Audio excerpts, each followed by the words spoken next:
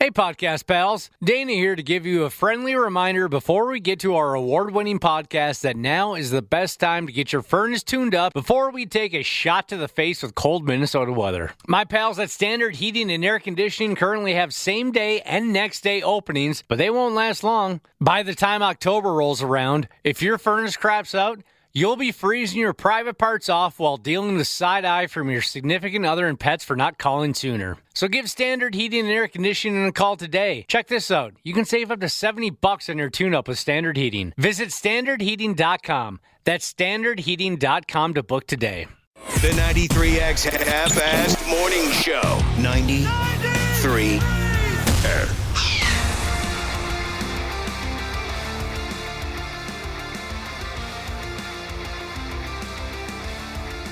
Dudes, we're about ready to put this nightmare into motion. Something that we call the Wednesday issue of the 93X Half-Assed Morning Show. It's early, but I'll tell you this, Josh, a couple of our listeners, they don't give a damn what time it is. They're looking to start chaos. Pancakes by the Lake Jesus has already texted in to say, it's my Friday today, he says. Let's turn it up. Dude, if it was our Friday, I'd want to turn it up as well. That's awesome. I'm glad for you. I'm happy for him, too. Today's is Friday. And then Uncle Bitch Jesus also texted in. And he said, look, plebes, hoes, cucks. Can we just crank some Oasis and get this pig rolling? Hey, we played some, I think. Didn't we? Or somebody played some Oasis before we went on. Who played Oasis? I think we did crank it to get this pig going. I'm looking back. I'm not seeing Oasis. Are you sure? Well, maybe I don't know who Oasis is as well as I thought I did. Maybe you don't know who they are. That's pretty hardcore right there. I think Uncle Bitch Jesus might be. Maybe he's been up all night drinking or something to think that we're tough enough for Oasis. And he covered all the bases. What do you say? Hoes, plebes, and cucks. And cucks. Yeah, you got everybody. What else is going on around here? Josh, he thinks he's pretty hardcore. I mean, you've heard his nickname, I'm sure. Cubby. You don't get a nickname like that if you're bitch made. Oh, hell no. You don't get a nickname like that if you're SAWFT. Soft. You've stated before that you think you could handle the 9 innings, 9 beers, 9 hot dogs challenge, minus the beers. Yeah, I couldn't handle the beers. You'd replace the beers with Sprite or something. Most folks know about this. This is what all the young people do on social media now when they go to a baseball game. They pay zero attention to the baseball game, and instead they're playing around with their phones. And they do the 9 innings, 9 beers, 9 hot dogs challenge. This has gone, who was it, Josh? Was it Papa Roach back in the day who taught us how to take things to a higher level? They did, and I have tried ever since. It's not always easy, but I don't want to let Papa Roach down. The 9 innings, 9 beers, 9 hot dogs challenge might soon just be considered garbage because some other social media type person has come up with the 10-mile run, 10 beers, 10 slices of pizza. The pizza I could do easy. The other two, I'm out. I wouldn't even get close on this one. Running any distance at your age is dangerous and not recommended. 10 miles, you got to run now. You suck down, at each mile marker, you suck down 10 beers, or you suck down 1 beer and 1 slice of pizza until all of your totals are 10. 10 miles, 10 beers, 10 slices of pizza. I could do it on a motorbike.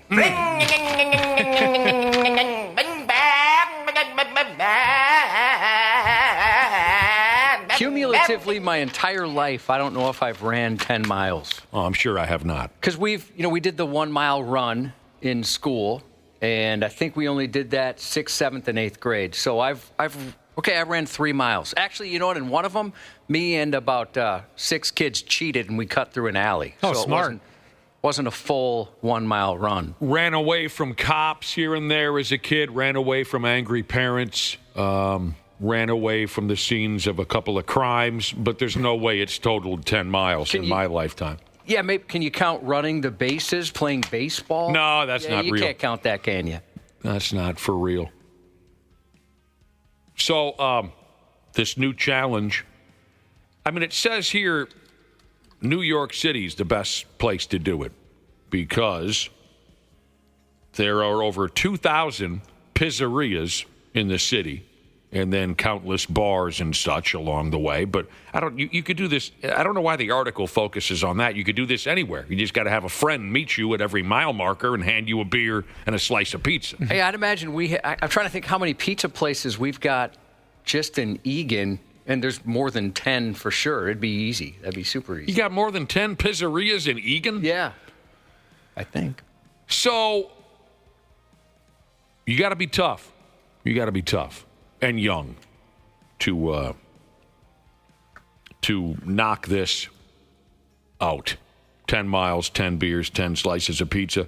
The character behind this new challenge, which I'm sure you're going to see everywhere soon enough, is some TikTok type of a personality.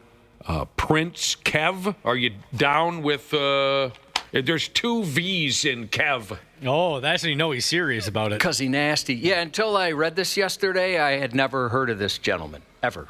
Let me just give you the rundown. Do you know a lot of TikTok people? A couple. Yeah. I mean, I not necessarily by name, but I recognize him because my wife and son are all over TikTok. Jesus Christ. What a nightmare. Let me give you the rundown. Meaning they watch it, not that they're on it. Right.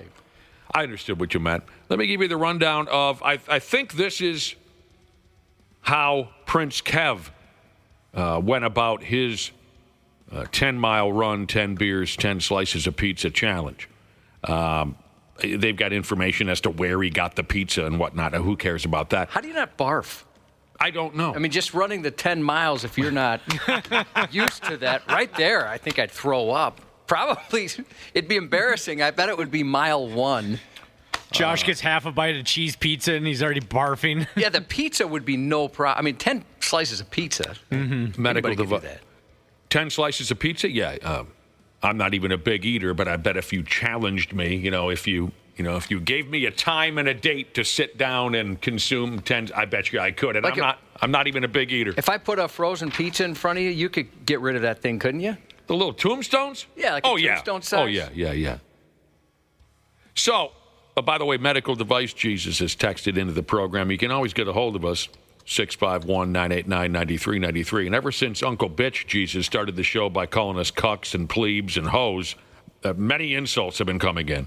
He started a trend. Many people are texting in new insults for us. But Medical Device Jesus texted in to say New York City is perfect for this 10-mile run, 10 beers, 10 slices of pizza challenge, because not only does New York City have the best Chinese food in the world, but they also have the best Italian food in the world. Can you think of a better place for Italian food, Josh, in the entire world other than New York City? The whole world. Whole world. Okay. I can't. And we're considering Italy the home of Italian food?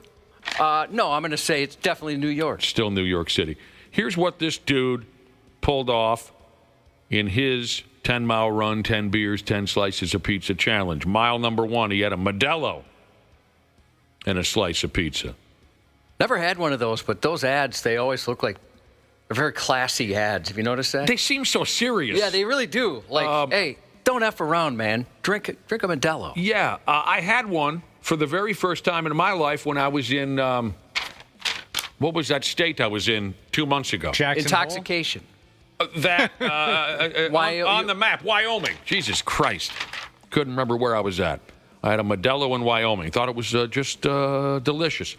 Mile number 2, we had a Coors Banquet and a slice of pizza. I haven't had one of those either. Oh, yeah? What's the difference between that and like a regular Coors? Coors Banquet is regular, Coors Light is light. Oh, cool. I've never heard it referred to as Coors Banquet. That sounds so fancy. It's a thing. It's a thing. I don't really know why. I don't know why they call it banquet, and I don't care. At mile number 3, he had a Sunny D vodka seltzer and a slice of beer, a slice of pizza. Oh, That man. made my stomach turn. I mean, when I was a kid, I loved Sunny D. We had a friend that would get Oranginas and Sunny D all the time, and his was the house to go to. And name brand snacks, they always had it. So I'm just guessing here by the name Sunny D that this vodka seltzer has some kind of orange juicy type mix. I've seen those before on the shelf, and I kind of got gut rot just looking at it because I remember I loved Sunny D as a kid, but that sugar would kill me right now. I can't drink orange juice. I'll just become a walking diarrhea machine if I drink orange juice. So, and that's just if I drank it on its own. Dude is drinking, again, I'm guessing there's orange juice in a Sunny D vodka seltzer, and he's putting some pepperoni pizza on top of that after he's already had a Modelo and a Coors Banquet? Woof. Holy, I can't imagine. That is where, Josh, I might finally reach 10 miles in my career distance mark. You know what I'm saying? Like we were talking earlier. For all the bathrooms I'd be sprinting to reach in time. So, do you think you guys could run a mile right now? No. Yeah. Absolutely You not. really do? Oh, absolutely. I wouldn't even come close. I want to challenge you on that. Would you do that at the Brotherhood Bash? Would you run an entire mile? Sure. You talking about when we go to Turtle Lake Wisco? Yeah. You, okay, what are we going to do? Stand on the roadside with signs that say, Data, you can't do it. I'm going to drive along. Yeah, I'm going to drive along him, insult him. You suck. Signs all over the roadway. That would be fun to get everyone out of the casino and the hotel with derogatory signs about Dana as he runs past us attempting to reach a mile. People throwing rotten vegetables at me as I go by. Now, I'm cheering for you, but I find that tough to believe. When's the last time you actually ran a mile? Like we're not talking jogging or anything like that. Like, can you run an entire mile? What do you mean by running and jogging? Like, I mean, I can keep a jog for an entire mile. Now, we're not talking jogging. No, you got to do like a decent, not just a slow kind of jog. I mean, you got to look like you're, like a marathon speed at least, a little more than a jog. I could do that. When's the last time you did something like that, truthfully? About a month ago. I went for a jog around the lake. Right, but we're not talking about a jog. Running. Would you be willing to race runs from Ice Jesus because he's got some experience? He is much more fit than I am, I imagine, right now. Well, let's try to set this up for when we go to Wisconsin for the Borderhood. What do we call Brotherhood it? Bash. The Brotherhood Border Bash. Border something. Whatever the hell we call it. Border Bash. The That's thing, what it is, yeah. Whatever it is.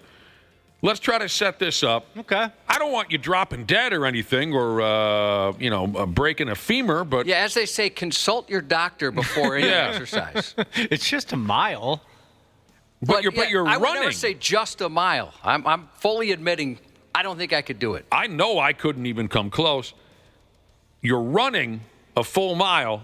All right, we'll put this on the back burner. Mile number 4, this guy from New York City who ran 10 miles. And at every mile marker, he drank a beer and a slice of pizza. Mile number 4, he had a bottle of something called Brooklyn beer. Mile number 5, he had a Bud Light in a brown bag. Mile 6, Coors Light. Mile 7, Corona Light. Mile 8, he had something called a Peroni. I've never heard of that one. But this is in New York City. If I ever saw you running, Nick, I would start running as well because I would assume something bad is chasing you. And that would be the right thing to do. Like, we got to get out of here. It's unsafe. And it's the same for me, by the way. If you ever see me running, run. I'm warning you, something bad is behind us. The last time I attempted to run was, I don't know how many years ago it's been now, 7, 8, 9 years ago when I did the thing at Target Field, the race at Target Field, the mascot race. Yeah. That was my attempt at running. I think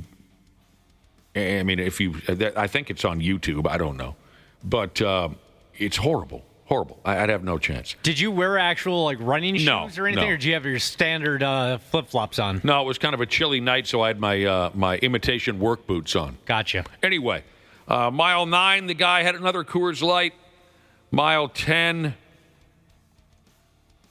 he had an unidentified bottle of beer, but he did it. Mission accomplished. 10 miles, and at every mile marker, he had a beer and a slice of pizza. The guy who started it, I think, again, his name is Prince Kev. He said, this is only for people who have that dog in them. Is that the hot new thing to say? It doesn't seem new to me, but It's funny. yeah, though. you got to have that dog in you. Even a dog isn't going to do this. I'm going to disagree that this has anything to do with dogs. Yeah, a lot of people texting in saying they just aren't gonna fight, or excuse me, they're not gonna run. And the run, for me, the fight or flight thing, when I was younger, it would definitely be flight.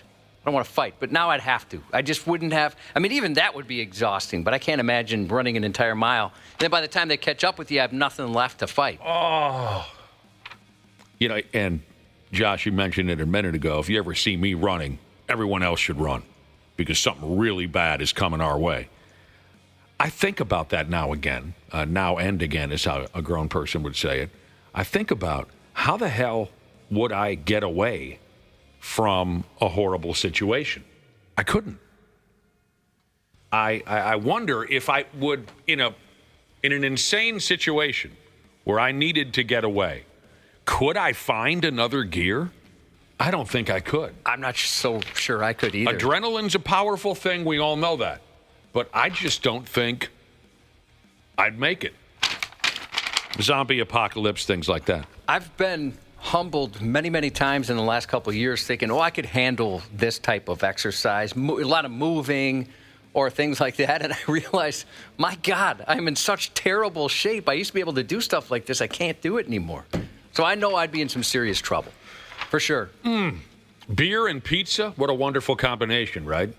And maybe I'll save this. I'll run this by Randy Shaver and Brad Ryder later because running, I suppose, is considered a sport, and we'll be talking sports with those douchebags a little bit later. We'll see what they make of it. Randy was a track guy, and I think he tries to keep in shape. Yeah, he thinks he's in shape. He's not. He wears a girdle. But anyway. Yeah, he's not as in shape as he likes to portray himself, but yeah. Where was I going with this? Beer and pizza, what a wonderful combination. But I can't imagine what that combination does in your boiler when you're bouncing it up and down for 10 miles while running.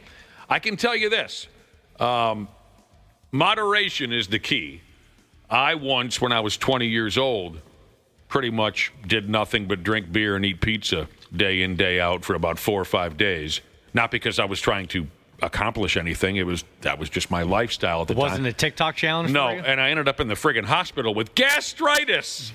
And it was not comfortable. I had that once.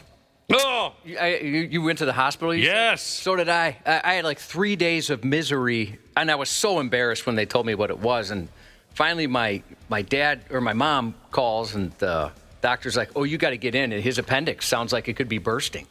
And so we got in there, and then the lady's like, the ER lady, it's like, "No, it's just gas." It feels like it feels like you were shot in the guts. It's incredibly painful. And yeah, I had gastritis as well. I was maybe 15 or 16, and I was incredibly embarrassed. I would have preferred my appendix to burst on the spot. Oh, yes. So speaking of being terrified, right, and deciding to run, I would much rather have to run a mile than react like that dad in the viral Karen baseball video. I mean, he's lucky that everyone's focused on her because his reaction was hilarious. His reaction was quite dramatic. It's almost ignored because all the other attention around there. But when he's like, "Oh!" Yeah. that was kind of his response. Yeah, he was like a Scooby-Doo character who encounters a ghost. I would do my best to try and make that video disappear. Like, hey, leave this lady alone. Let's wipe that off the internet. Nobody needs to see that. Yeah, when I caught gastritis, that was not a pretty sight. Oh, I was sweating. Like my name was Mary Lou Redden. Was it a nice feeling of relief when it passed, though? I don't really remember. Yeah, it wasn't like a Dumb and Dumber scene or anything like that. Sure, okay. Nah, they made me puke all over myself at the hospital. And Yeah. I wish I could remember the feeling of it dissipating, but I don't. I think because I was in and out of sleep and I was high on dope. They gave me some dope and they made me puke. Oh, it was terrible. I was sweating so badly that, and again, remember I've told you before, when between the age of 12 and 25, I almost never had a shirt on. And that was the case this evening. We were at a beer party, and I'm shirtless because I was 20 years old, and that's what we did. And I was sweating so horribly that when my pals were carrying me out of the joint, at one point or another, I couldn't even stand up anymore because this gastritis hit me. My buddies are carrying me out of the joint, and they kept dropping me because I was so slick, soaked in my own sweat. It was pouring off of me. Ugh. Next thing you know, I'm in the hospital, and they gave me a couple of pills so I could splash vomit all over myself. Yeah, hopefully no one listening now ever goes through something like that. It sounds funny, but it is so incredibly painful. Everybody has that moment where they eat something or drink something or a combination of both, and they feel their stomach kind of turn over. You know what I mean? Mm-hmm. Sometimes you can hear it. Sometimes you can hear it. It's like, oh, that's a bad sound. And that sumbitch turns over, and you go, uh-oh. I thought you guys were going to make fun of me the other day. My stomach was going insane, and it just wouldn't stop, and it was really weird noises and everything. It wasn't bothering me, but for whatever reason, it was very vocal. Could I hear? Were we? You must not have, because you comment on stuff, and you didn't say anything. I was surprised, because it was crazy loud. My hearing's not that good anymore. Yeah, and I think your headphones were turned up, so you were probably not able to hear it over that. What a terrible thing. You guys, well, Dana, I know the answer to this, because you were just on a dating app. That's how you met your wife, right? Yep, Bumble. It sounded like you said butthole. What did you say there? Yeah, the Butthole app. Oh, you're serious? No, Bumble. Oh, Bumble, okay. Bumble, that's where you met your latest wife? Yes. So, Nick, would you go on, let's say you're, oh, by the way, to save your marriage, anything you'd like to admit right now on the hour? I'm off the hook. Oh, you don't have to call yourself a whore or admit you're a whore every hour on the hour anymore? No, but I got to put an ad in the paper. Luckily, nobody reads the paper, so you'll be okay. Right.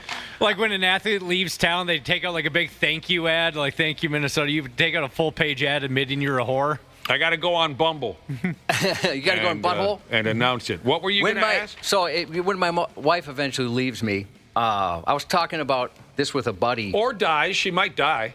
She'll live longer than me for sure. I was wondering if I would go on one of these dating apps, because when I met my wife, I mean, they were just kind of getting going, right? And at the time, it was people would make fun of you a little bit, and now it's so common. It seems like everybody's on them. Right. When you met your wife, dating websites. There was no such thing as an app. Yeah, it wasn't an app yet. Dating websites were, just becoming a big thing. So and there was a little bit of a stigma at that time. People kind of, it was kind of a joke. Yeah. And obviously that's changed considerably. BC Chem Jesus had texted in earlier and says, can we talk about bad Tinder bios? They have a game, him and a buddy. BC Chem Jesus. Bad Tinder bios. So they have automatic yeses and automatic nos based on what they see in the bio. Okay. For example, if you stick your tongue out in the photo, no. If the hoop is bigger than your eyes, no. The hoop? Are they talking about an earring? I guess so. Or maybe, that's my guess. Any mention of politics? No. Oh, yeah, I'm out immediately. Any political crap, me too. I'm out. Yeah. If she has a walleye or a bass, yes. Bonus points for $1.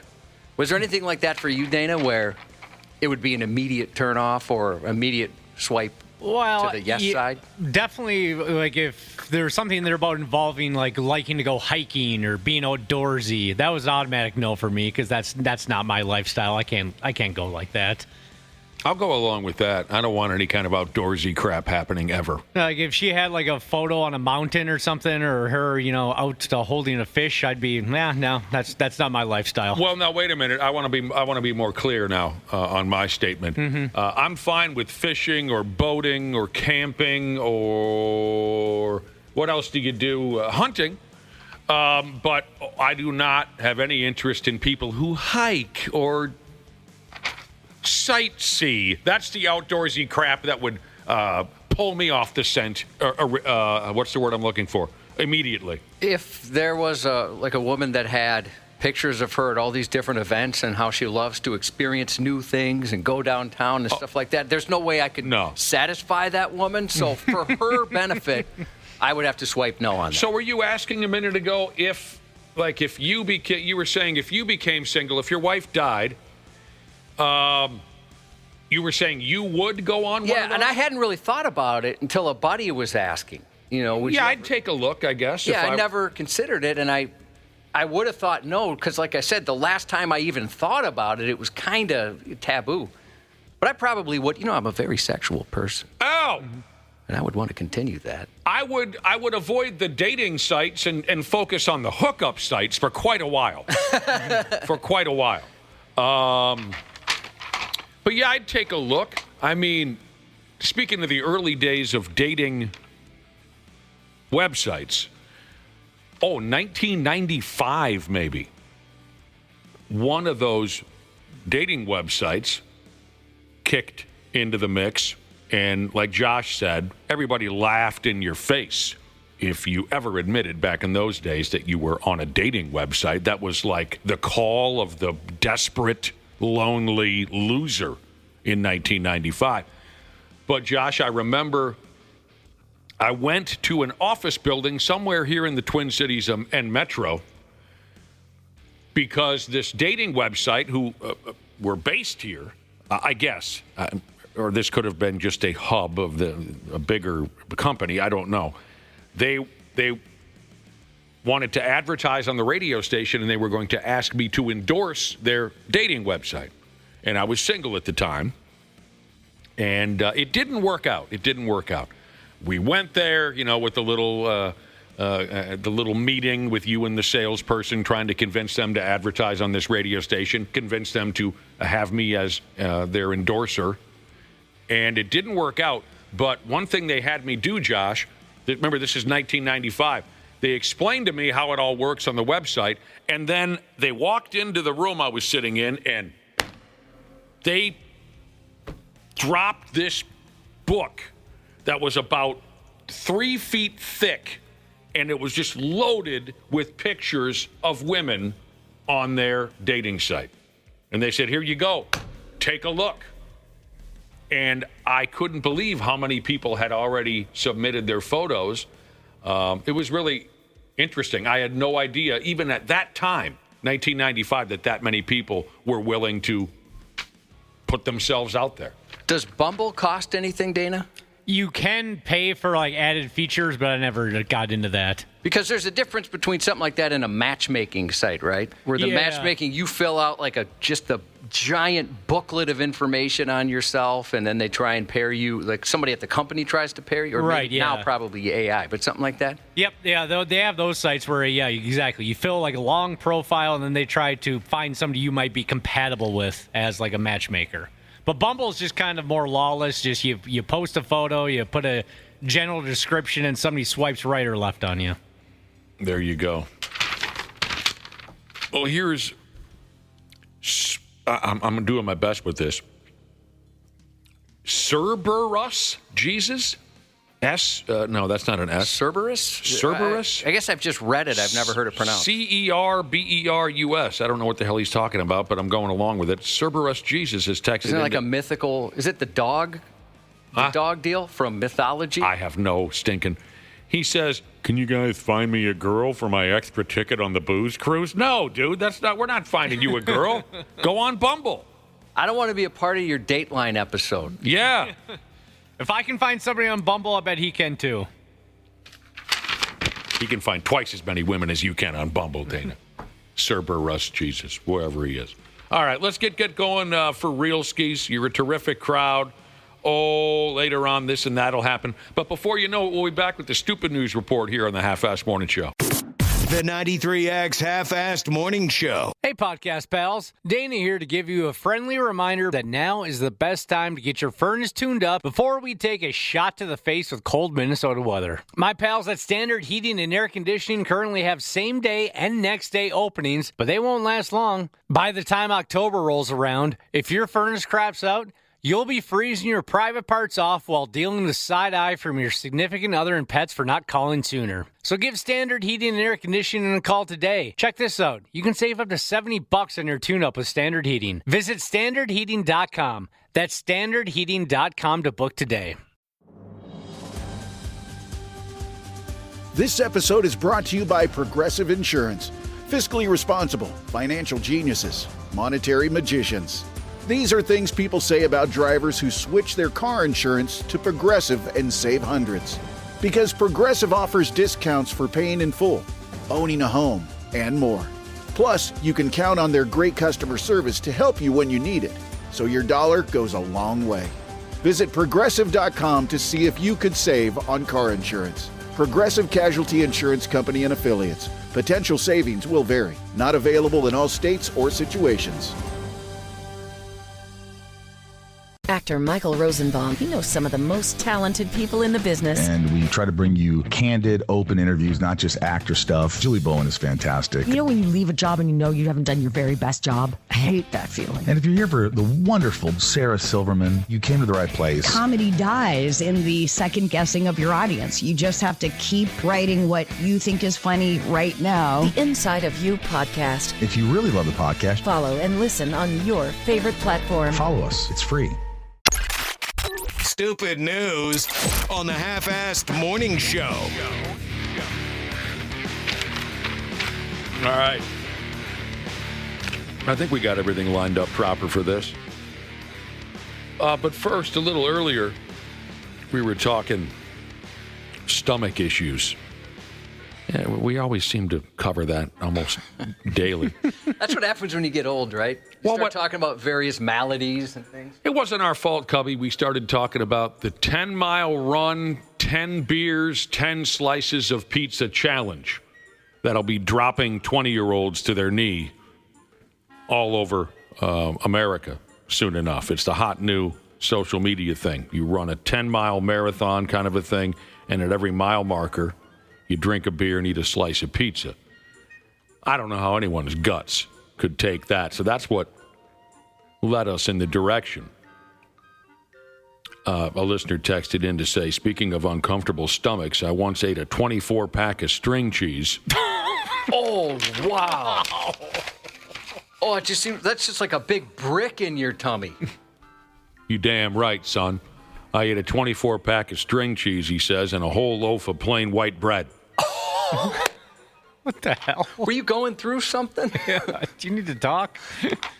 He says, it took me 3 days to pass the harpoon I made through my intestines. He created a cheese and bread harpoon in his boiler, and then he shot it out eventually after 3 days. Yeah, was that some kind of food therapy? Were you going through some dark times? Yeah. Was there like a 3-day blizzard? That's all you had in the house? Yeah. I mean, it sounds good. And sometimes I do have trouble knowing when to stop. I need somebody there to say, hey, you've had enough. But something like that, I would know this could go very badly. Does sound good. Who doesn't like cheese? Who doesn't like bread? So string cheese. You guys ever? No. You don't peel the strings? No, Me never. neither. Yeah. No, it's stupid. It might as well just be a cheese tube. Yep. Right. Just take a bite, big old bite. My wife she'll pull the strings. She's silly. She will. Get back to us, bruh. Why did you eat a 24-pack of string cheese and an entire loaf of white bread? What was going on? Question. Yes. My wife also eats single kernels of popcorn at a time. Is that Yeah, it's different? stupid. Okay. What, she doesn't grab a big old handful? No, I do. I mean, to the point where it's kind of embarrassing. Oh, no, Where yeah. I wish I had bigger hands. I get made fun of all the time. Anytime we eat microwave popcorn in my house, I get made fun of. Because of how much you take at Yes, once? because it all ends up Yeah. on my shirt. I don't know why you'd only eat one at a time. All right. Here's another listener who texted in to say they overdosed once on smoked string cheese with cocktail sauce. That's social anxiety. Jesus, I've never tried that before, but that sounds really good. Sounds like something you do at a party if you had social anxiety. Angry Bus Driver Jesus said the 24-pack of cheese sticks and loaf of bread, it sounds like a weekend of MREs he ate. He said, military meals, rations? yeah. Oh, okay. Meals ready to eat. I think that's what it stands for. Yeah. Once I finally passed it, I felt violated and never felt the same afterwards. He felt like a victim. A couple of our listeners are texting and guessing that the dude who ate a 24-pack of string cheese and an entire loaf of white bread must have been stoned. Oh, yeah. Is that true? Like, you always hear that. I never know if that was a joke or exaggerated, where when you're high, you just want to eat like a pregnant lady. It's an ongoing joke. I mean, I'm not a prolific, I never in my life was a prolific pot smoker, but I certainly got high a number of times in my younger days. Was I terribly hungry? Did I get the munchies? In the moment, no. But the next day, I was ravenous. Ravenous. Luckily, maybe the highest I've ever been on my life wouldn't be maybe the highest I've ever been in my life. I was a senior in high school, and the next morning, we went to Ponderosa, I think was the name of the old steakhouse. Yeah. Do they still have those? Or maybe there was one that started with a B. Bonanza? Bonanza, that's where we went. The next morning we went to Bonanza, and I embarrassed everyone at the table with my shrimp intake the morning after the highest I had ever been in my entire life up to that point. I'm not a sushi guy. I mean, I get made fun of because I like the vegetable sushi, but usually I'll order a stir fry or something at one of those restaurants. And there's a place by us where it's all you can eat. And I went with a buddy, and he warned me, like, hey, just so you know, I mean, I get kind of ridiculous with this stuff. And I thought, well, I'm a big eater. I'm never going to judge somebody. But I've never seen that much sushi consumed by one person in my entire life. I'd imagine there's an entire Asian nation that's never eaten that much sushi. To answer your question about if the munchies are real, Josh, one of the times in my life I was truly very, very high. I took an edible that somebody had made, not like the new ones today, they're regulated. I ate this edible, I got really high, and I made an 11-egg omelet. Oh, really? Mm-hmm. I think we had a wrestler in studio once that ordered one of those after. That wasn't that Goldberg. He ordered one like that. I went to go make scrambled eggs, and I cracked a couple eggs, and I just kept cracking until all 11 of them that were in the carton were in the pan. You got all of them? Mm-hmm. Everything that was left? Yep. I get that way if I get drunk, where I just want to eat like garbage and a lot. Yeah. Yeah, it can happen. I don't know that, usually like... if I'm, I'll tell my wife, because she's always sober cab, the one time I drink every 3 years. Like, we got to go through McDonald's drive-thru and order everything they got, whatever's still left. It's pretty typical. Pretty typical when you get drunk, you just want to eat. Isn't that funny? Wouldn't it be great, Josh, in 2 years, the next time you get drunk and your wife is driving you home? Wouldn't it be something if she turned to you and said, I'm tired of this? I'm not going to do it. I'm tired of always driving you around drunk every 2.5, 3 years. You know what she did to me the other day? You have a problem. So she's very healthy, right? She tries to be. And she brought home cauliflower crust pizza for me versus like a regular pizza. She did that to you? Do you need a place to stay, Josh? I'm worried about you. I did wonder if, my doctor called her and said, hey, we got to figure something out. Why would she do that? But it wasn't as bad as I thought. Would you have known if she didn't tell you? Oh, yeah. Okay. Absolutely. All right, I have a massive update here. A very special update. And eventually we're going to get to this, too. The dude who texted in and said he ate a 24-pack of string cheese and a whole loaf of plain white bread and it built a harpoon in his intestines. He texted back. It's Chase Archer Evans, the Wing Ding Ba guy. Oh, it is? Who we talked to live on the radio. Oh, awesome. It's this guy. That's the guy. He might join us at the Border Bash. I really hope he does. He might ride his imaginary motorbike alongside Dana when Dana attempts to run a mile at the Border Bash coming up. When is that? Next month? Chase Archer Evans, the Wing Ding Ba, he's the guy who ate that string cheese and that bread. He's been listening to the show, obviously, ever since we had him on, and we appreciate that very much. Chase, we had so much fun with you on the radio. Our listeners love your bit. And he said he was high when he ate the cheese and the bread. He said it was a very dark time. I was pretty high, and both of those are comfort foods for me. Took about a year for my butthole to work properly again. Thank you for listening, and thank you for texting, Chase Archer Evans. And we hope you can make it to our border bash. We would love to have you. We had a lot of fun on the radio with you. You seem like a little bit of a character. All right, we got to get to the stupid news. But isn't that cool that was Chase Archer Evans? That's awesome. I feel like a celebrity. Yeah, I feel like a big timer now. Got Chase on the... A little extra pressure. Yeah, now I'm kind of nervous. Yeah, step it up, boys. Mm-hmm. Don't get nervous. All right. You know how it is these days. You know the routine. Everybody sue everybody. Everybody sue everybody. On 3. Ready, break. Everybody sue everybody. That's how we do it. Over there in a horrible place. Just horrible. Edinburgh, Scotland. A dental nurse has won around 20 grand. She sued her workplace because one of her co-workers was rude to her. Rude, she said. I didn't realize this was a worldwide issue. I thought that just kind of happened here. So much so that off air I had to ask Nick the other day, hey, is it all right if I ask someone how they're feeling because they were going through something? I just don't know anymore what you're allowed to do, right? I know. Back in the day, you could just say, hey, how you doing? I heard you were going through something here. But now I don't even know anymore. I don't know anymore either, Cubby. This nightmare started with a little static between two gals at the dentist's office. And that's a terrible shock, of course, to learn of two women who couldn't get along. Says here, one of the lady dental assistants at the joint by the name of Jizna.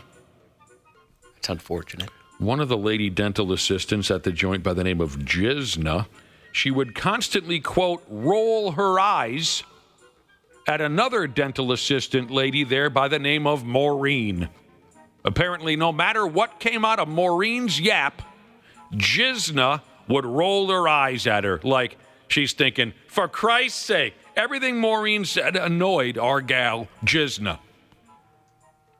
Or Jizna would just straight up ignore Maureen. I'm not going to be ignored, Dan. What movie? 651-989-9393. I'm not going to be ignored, Dan.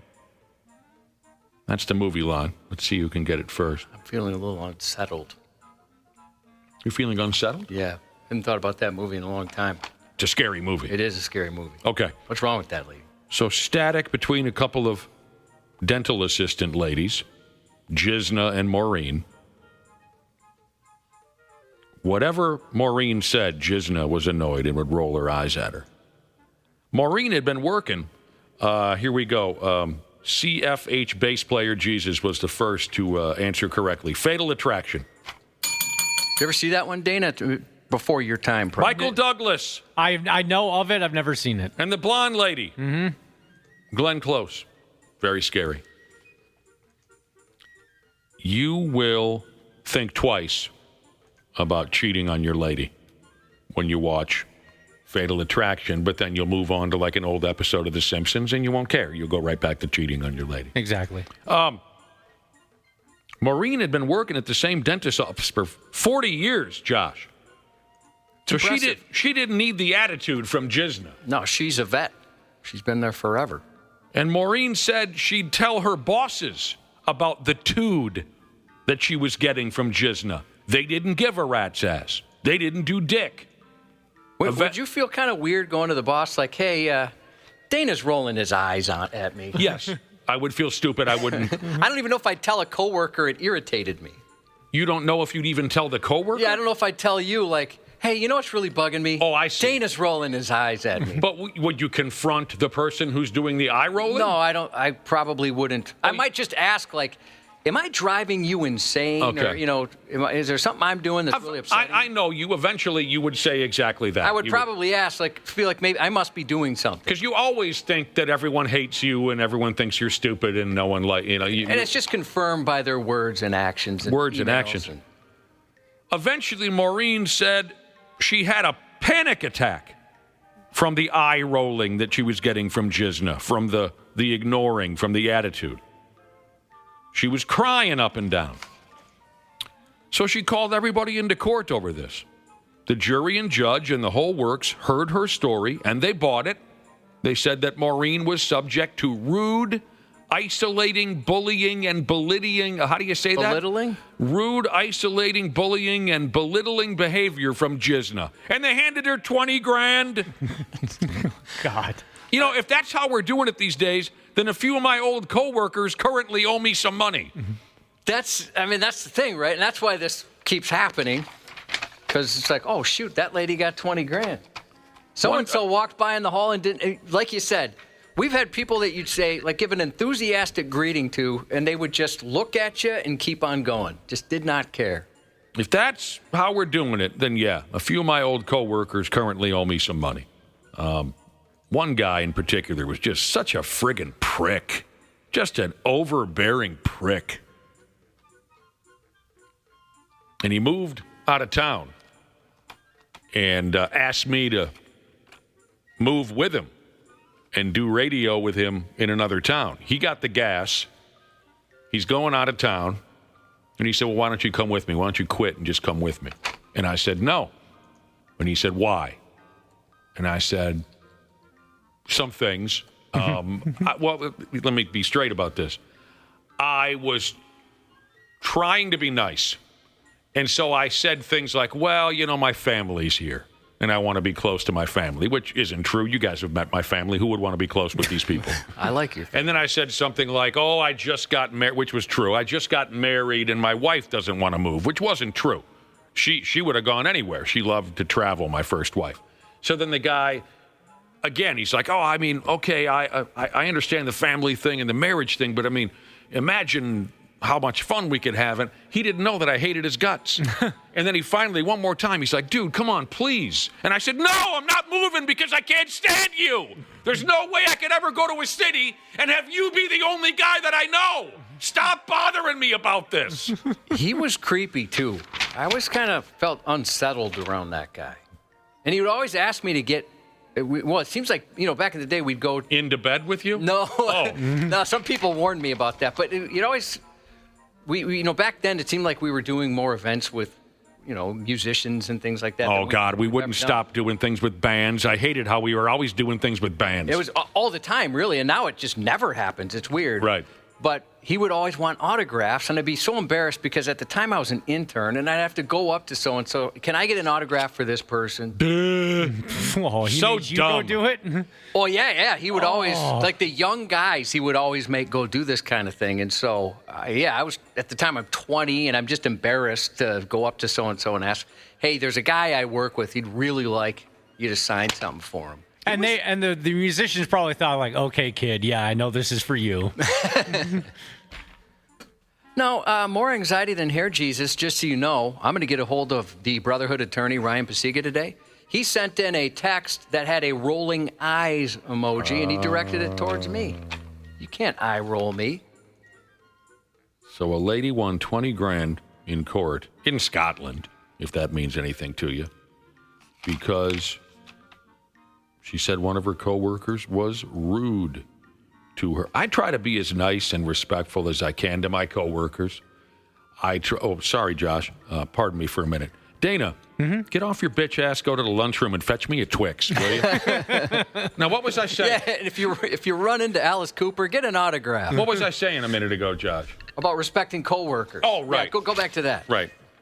I mean, you know better than that, Dana. You know every day around this time I need my Twix. You do. What's the matter with you? I once worked with a guy who he would want a donut every day, and he would want it heated in the microwave for 7 seconds. 7 seconds exactly. And I would have to. And you would go and do that for him? I would have to go do that for him. 7 seconds in the microwave. You ever put your balls on that donut? I should have. Yeah, I would have. I put my balls on damn near everything in this room. I don't doubt that. Josh has seen me do it. I have. And then when someone will use that microphone, we'll both laugh, and I'll go, I put my balls on that microphone. The worst is when you forget and you use the microphone immediately afterwards. A drunk raccoon. That's where we're headed next. That's got to be Wisconsin, right? A drunk raccoon? Oh, nope, Kentucky. All right. Fair enough. A drunk raccoon. This is a heroic story right here. Says here now, a baby raccoon got another chance at life. It's kind of a dramatic way to put it, but a baby raccoon got another chance at life, and all the credit goes to a nurse who used her skill set to save the kit. A baby raccoon is called a kit, Josh. I bet you didn't know that. Unaware. The hero lady by the name of Misty Combs. Isn't that a strip joint out in Wisconsin? It kind of sounds like. No, that's Misty Pines. The hero lady by the name of Misty Combs. She's a nurse there in awful Kentucky. She was going about her damn day when she and her coworkers spotted a baby raccoon in the parking lot of the hospital she works at. They spotted a baby raccoon. And by the way, this helps the story. The hospital is located right smooth next door to a moonshine distillery, which is hilarious. Perfect. If you swill too much hooch and you think you're about to puke and die, you just roll your drunk carcass across the parking lot and into the hospital. Have you had moonshine? Oh, you have. We've talked about this before. I like it. I don't know what I would... like homemade. If somebody... Yeah, have I had homemade booze? Yeah. I don't know if it would technically be moonshine. It was that apple pie stuff, you know. Yeah, that's what it was. You know the stuff. Big Bearded Jared makes a good apple pie moonshine. Oh, yeah, I've had some of that. You know what else he does quite well? What's that? Grow massive amounts of body hair. He really does. Anyway, Misty Combs, the lady, she and her coworkers spotted a baby raccoon in the parking lot, and it was acting funny. The raccoon, it was sideways, as all hell. Nurse Misty and her coworkers went on outside. By then, the little baby raccoon had jumped into a dumpster next to the moonshine joint. When Misty and the gals looked in the dumpster, they saw 2 babies and a mama raccoon.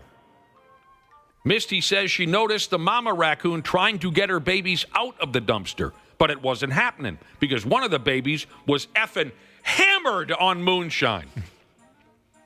One baby raccoon was okay, the other was effing bombed.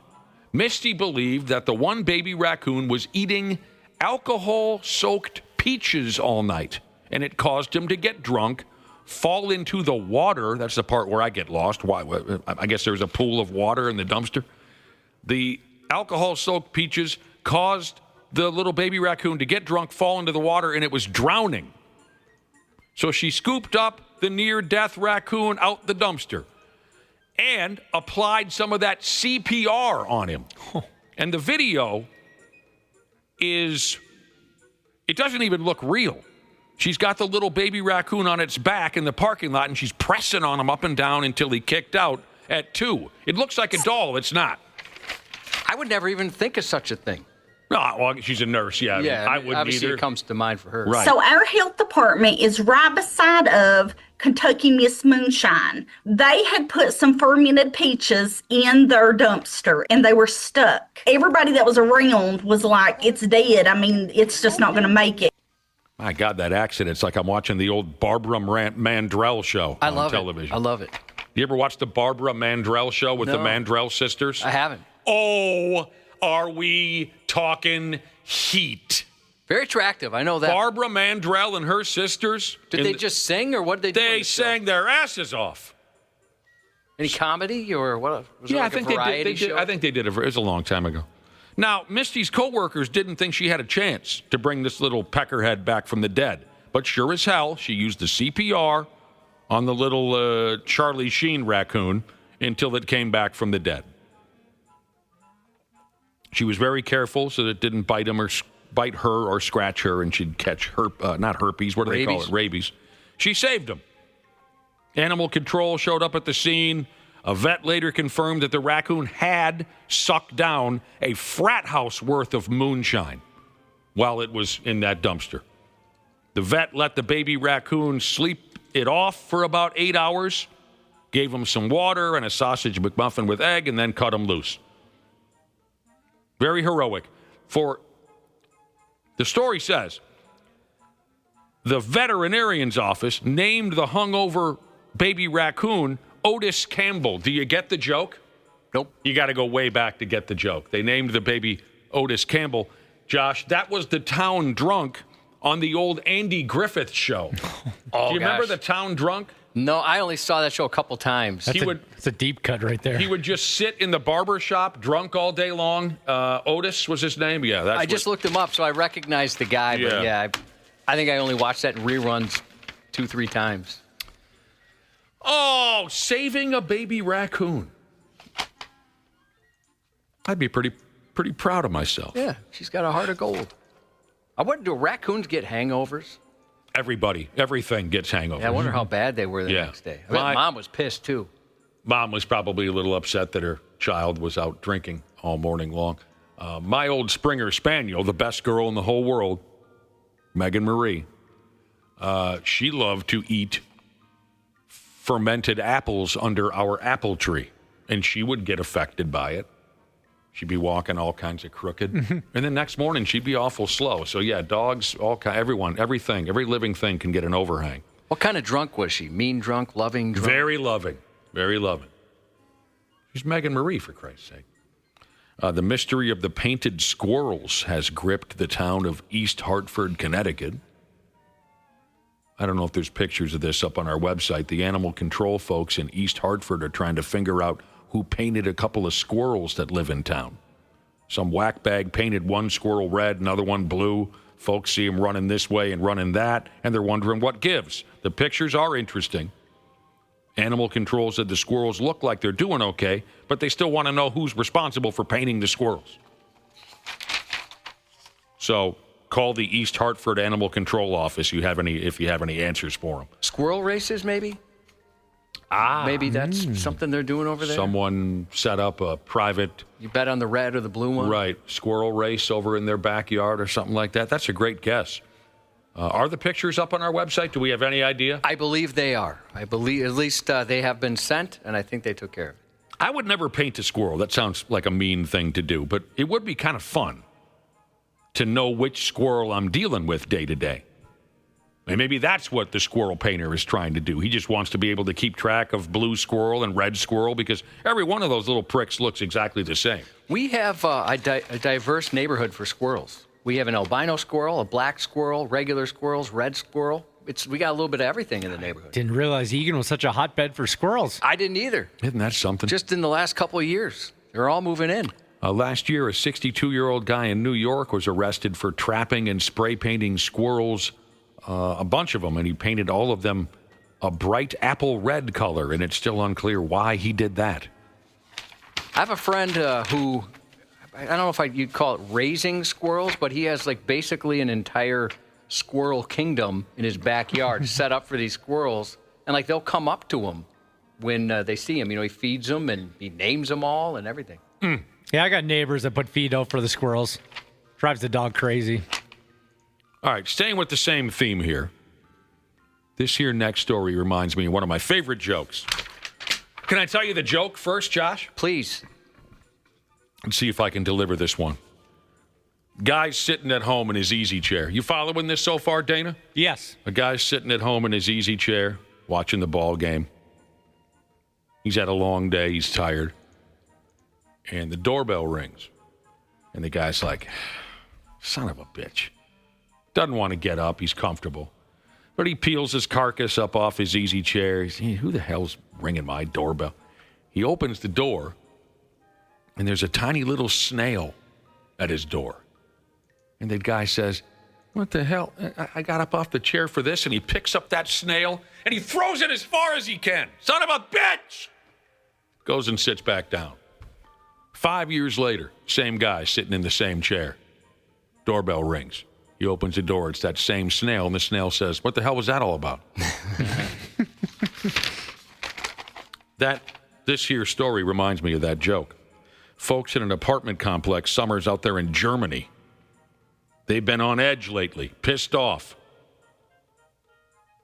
And history tells us that a pissed off German can sometimes turn ugly. So anyway, the folks in the apartment house in Germany, they've been calling the cops up and down because someone keeps ringing the buzzers. You know that routine, Josh, when you come into an apartment, there's a list of names and buttons, and you buzz your pot dealer or whoever the hell you're looking for. Seen those, yep, right. Certainly. So folks kept getting buzzed. And then they say, yeah, who's there? And nobody answers. Of course, most folks thought it was for sure a smart-mouthed teenage virgin pulling this bit, or the neighborhood drunk. But it was not a virgin. It was not a drunk. It was a slug. Just a damn little fat, juicy, stupid slug. The slug had been sliding its slimy SAWFT soft carcass up and down the buzzer board, slowly but surely ringing everybody in the damn building. I've never had anything ring our doorbell, but my doorbell will send an alert saying, hey, there's somebody on your front step. And I've looked, and it's just like a giant spider or a wasp or something sitting on the camera. Jesus. Terrifying. It's like a horror movie. Yeah, you see it up close. When you look at that camera, it's up close then, right? Is that what you're saying? Yeah. It looks like you're about to be swallowed by a...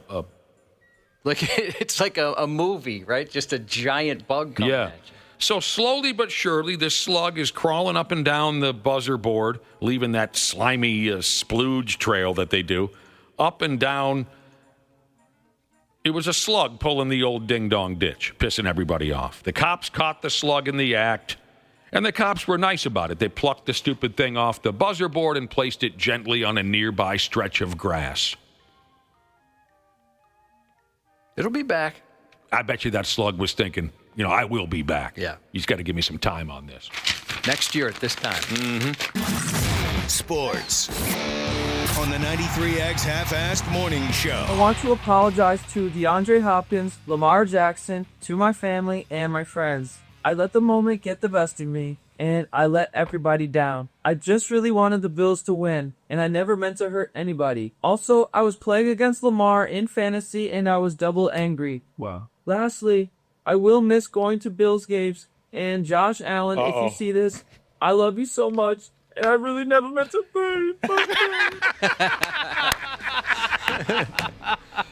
Come on, dude. Hey, he had a good sense of humor about it. He's wearing a neck brace in the interview. The neck brace was a nice touch. So that's really the guy. Yeah. Supposedly, that's what it looks like the guy. Supposedly, that's him. That's the dork Buffalo Bills fan who got shoved across the stands by Baltimore Ravens quarterback Lamar Jackson on television the other night because he's slapping members of the Ravens on the helmet, and they finally said, look, pal, back off, and Jackson shoved him across the ballpark. He apologized on television with a neck brace on, and he broke down and cried. That was pretty brilliant. Is this dude a comic or something? He's got to be. Or either that or just a regular dude that's really funny. I mean... And why did the audio and video cut off right in the middle of his apology to Jerry Allen, whatever the guy's name is? Josh Allen. I don't know. I mean, it kind of made it more funny that way. And I have no idea what he was saying at the very end there, but that was pretty good. They cut him off. I actually wasn't going to watch the video until I saw the still photo of him in a neck brace and thought, well, I better watch this. Dude, it reminded me of the Andy Kaufman bit on Saturday Night Live with Jerry Lawler. Exactly. That's exactly where my brain went to. F me running. That guy's been banned from all NFL stadiums. We covered that yesterday because he... Don't you think that's kind of nuts? I mean, for what he did? I don't know. Not excusing what he did, but all NFL stadiums. Yeah, the NFL... Maybe I missed something, but he just kind of slapped him on the helmets, right? Yes, Which he did. Shouldn't do, obviously, right. But... I agree. Josh, I think it was too much of a punishment to be banned from all NFL. Fine, don't let him come to a Bills game this year. You know this already. You just maybe forget periodically. The NFL takes themselves so effing seriously. They think they are so special and such a cut above the rest of us mere mortals that it's obscene.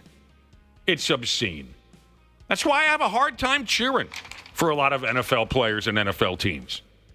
A lot of them are puke bags, especially the executives and whatnot. Especially the folks who work.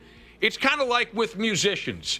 We've dealt with a lot of rock bands and musicians over the years, and some of them are total puke bags, but usually it's their handlers. Mm-hmm. It's their bosses are the ones that are just impossible people because they're so in love with themselves. Pretty much every one. The NFL is the same way, in my opinion. So, I mean, you dared touch our product without permission? You will never be seen again. That's kind of the vibe that I get, good it just for that. seems like it'd be different if he was trying to hurt them or something like that, and I didn't get that impression. Yeah, it's not like he jumped on the field or anything. That dude's funny. The Twins lost last night. Randy Shaver will be coming around at 7:30, this and that and the other thing. Josh's news is coming up next. The 93X Half-Assed Morning Show. Hey, podcast pals. Dana here to give you a friendly reminder that now is the best time to get your furnace tuned up before we take a shot to the face with cold Minnesota weather. My pals at Standard Heating and Air Conditioning currently have same-day and next-day openings, but they won't last long. By the time October rolls around, if your furnace craps out, you'll be freezing your private parts off while dealing with side eye from your significant other and pets for not calling sooner. So give Standard Heating and Air Conditioning a call today. Check this out. You can save up to $70 on your tune-up with Standard Heating. Visit standardheating.com. That's standardheating.com to book today. This episode is brought to you by Progressive Insurance. You chose to hit play on this podcast today. Smart choice. Progressive loves to help people make smart choices. That's why they offer a tool called Auto Quote Explorer that allows you to compare your Progressive car insurance quote with rates from other companies.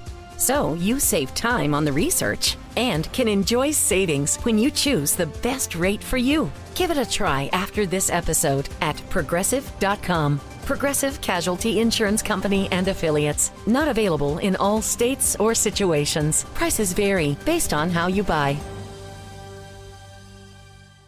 Actor Michael Rosenbaum, he knows some of the most talented people in the business. And we try to bring you candid, open interviews, not just actor stuff. Julie Bowen is fantastic. You know when you leave a job and you know you haven't done your very best job? I hate that feeling. And if you're here for the wonderful Sarah Silverman, you came to the right place. Comedy dies in the second guessing of your audience. You just have to keep writing what you think is funny right now. The Inside of You podcast. If you really love the podcast, Follow and listen on your favorite platform. follow us. It's free. The 93X Half-Assed Morning Show. Our hearts are broken for our coworker, the staff, the residents, and we're praying for our coworker. A woman in Louisiana is now in police custody after hitting her coworker with a car over the weekend and then pretending nothing happened. Why? Something happened? Yeah, what happened? Nobody saw anything, did they? Just basically put newspaper over her. I don't even know what the hell you people are talking about. Late Saturday night around 11 p.m., paramedics were called to the parking lot of a community care center. The report said a woman had fallen, but when responders arrived, it didn't take long to realize her injuries weren't consistent with a simple fall. It looked more like she'd been struck by a vehicle. Duh. And it turned out she had. By Sunday, investigators combed through security footage and uncovered what really happened. The video showed an unsuspecting care center employee walking across the lot when 67-year-old Lillian Sellers suddenly shifted her SUV into reverse and into her. A 67-year-old employee from Greenbrier was driving recklessly backwards and run over the victim. And she was hauling ass, too. I mean, it wasn't just kind of going fast. She was cruising. So she's trying to kill somebody? No, they don't think so. Oh. They think she's just a really, really crappy driver. Afterward, Sellers, who also worked at the center, got out, picked up a broken piece of a bumper, and calmly went inside to start her shift, as though nothing had happened. Instead of calling 911, she did tell coworkers she thinks someone might have fallen in the parking lot and needed some help. Staff rushed to assist, not knowing the true reason their colleague was hurt. Several witnesses told police it wasn't unusual for Sellers to drive recklessly through the parking lot. And police believe she was running late for work during the hit and run. Driving erratically through the property and has done so on several different occasions. Investigators are working to piece together the full puzzle. While investigators later asked Sellers why she did it, she simply shrugged her shoulders and gave no explanation. She had no signs of remorse. When she was questioned on the circumstances that led up to the event, she did not want to respond. All she did was shrug her shoulders. Come on, Lillian. That being said, for now, cops don't think it was on purpose, but they are investigating. It doesn't look like it's intentional, but we're not ready to say 100%. Sure. A spokesperson went on to say what is intentional is that Sellers obviously knew she struck a person and went as far as to remove evidence to cover her tracks. For Pete's sake. I'm surprised this was even possible. Because for those of you who have watched Eddie Murphy Raw from 1987, you know that Lillian cannot go outside. I don't care if the mother effing house is burning down. It's amazing this lady survived. She was hurt pretty bad. But, I mean, this woman was cruising. Lillian also cannot use the phone. Why can't she use the phone? Because of her attitude. Oh, she's got a bad attitude. Yeah. In Vietnam this month, a dentist ditched drills for dumbbells, and it wasn't for a workout. The dental debacle began when a woman dared demand a refund for braces she claimed left her in severe pain. But instead of offering an apology, the dentist offered a barbell, storming out of the clinic and swinging it at her patient's face. What the heck? The dentist shoved the barbell toward the woman's face, yanked her off a couch, then hurled her cell phone to the floor while flinging a coffee mug at her mug. The woman eventually wound up in the hospital with neck injuries and scratches along her arms and shoulders. She told police she paid the equivalent of $833 for braces in 2021, but after they were removed last month, she began experiencing severe pain and was later diagnosed with bone damage. I'll give you some bone damage. Oh, my God. Following the brute force dentistry, the fallout was swift. Vietnam's Department of Health has shuttered that clinic. She cannot handle criticism well. Let me tell you something. My dentist, and I know some of you are already saying, what do you mean, you're a dentist? You know what I look like. My dentist does not operate like that, Josh. Yeah, mine neither. No. They're actually pretty kind, cool and kind, and actually kind of a fun crowd, really, at my dentist's office. I got to go ahead and say it. I'd imagine if I had an issue, they'd resolve it for me politely and professionally. A lot of folks don't believe that I have a dentist, and I can understand why. What's worse than showing up empty-handed to a football party? Apparently, getting shot for it. A Missouri man became so upset with his roommate for not bringing drugs to a football watch party. Drugs. He had one job. That he shot him. Police say 54-year-old Marvin Bird decided his roommate had committed the ultimate party foul, failing to bring drugs to a small college football gathering. So he shot his roommate on the street and then stayed there waiting for officers to arrive. When he was taken into custody, Bird claimed the shooting was an accident, adding his roommate had been verbally reckless. Investigators, however, said Bird admitted the violence came after a long buildup of frustration toward his roommate. Let me take a guess. This was not about weed.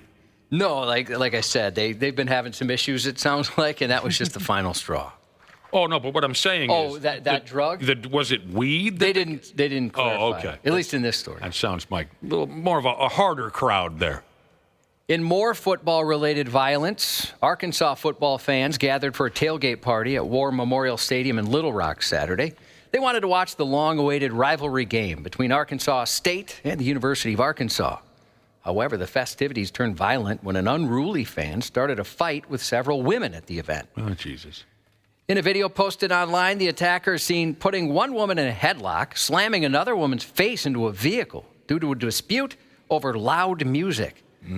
The furious football fan was incensed that he couldn't hear the game on his TV at the tailgate event because the woman's music was too loud. According to witnesses, the man was furious because he couldn't hear that TV, claiming the woman's music was drowning it out. If he wanted to hear the game, he should have just bought tickets and actually gone inside, wrote the woman who posted the video. People on social media later described him as looking possessed.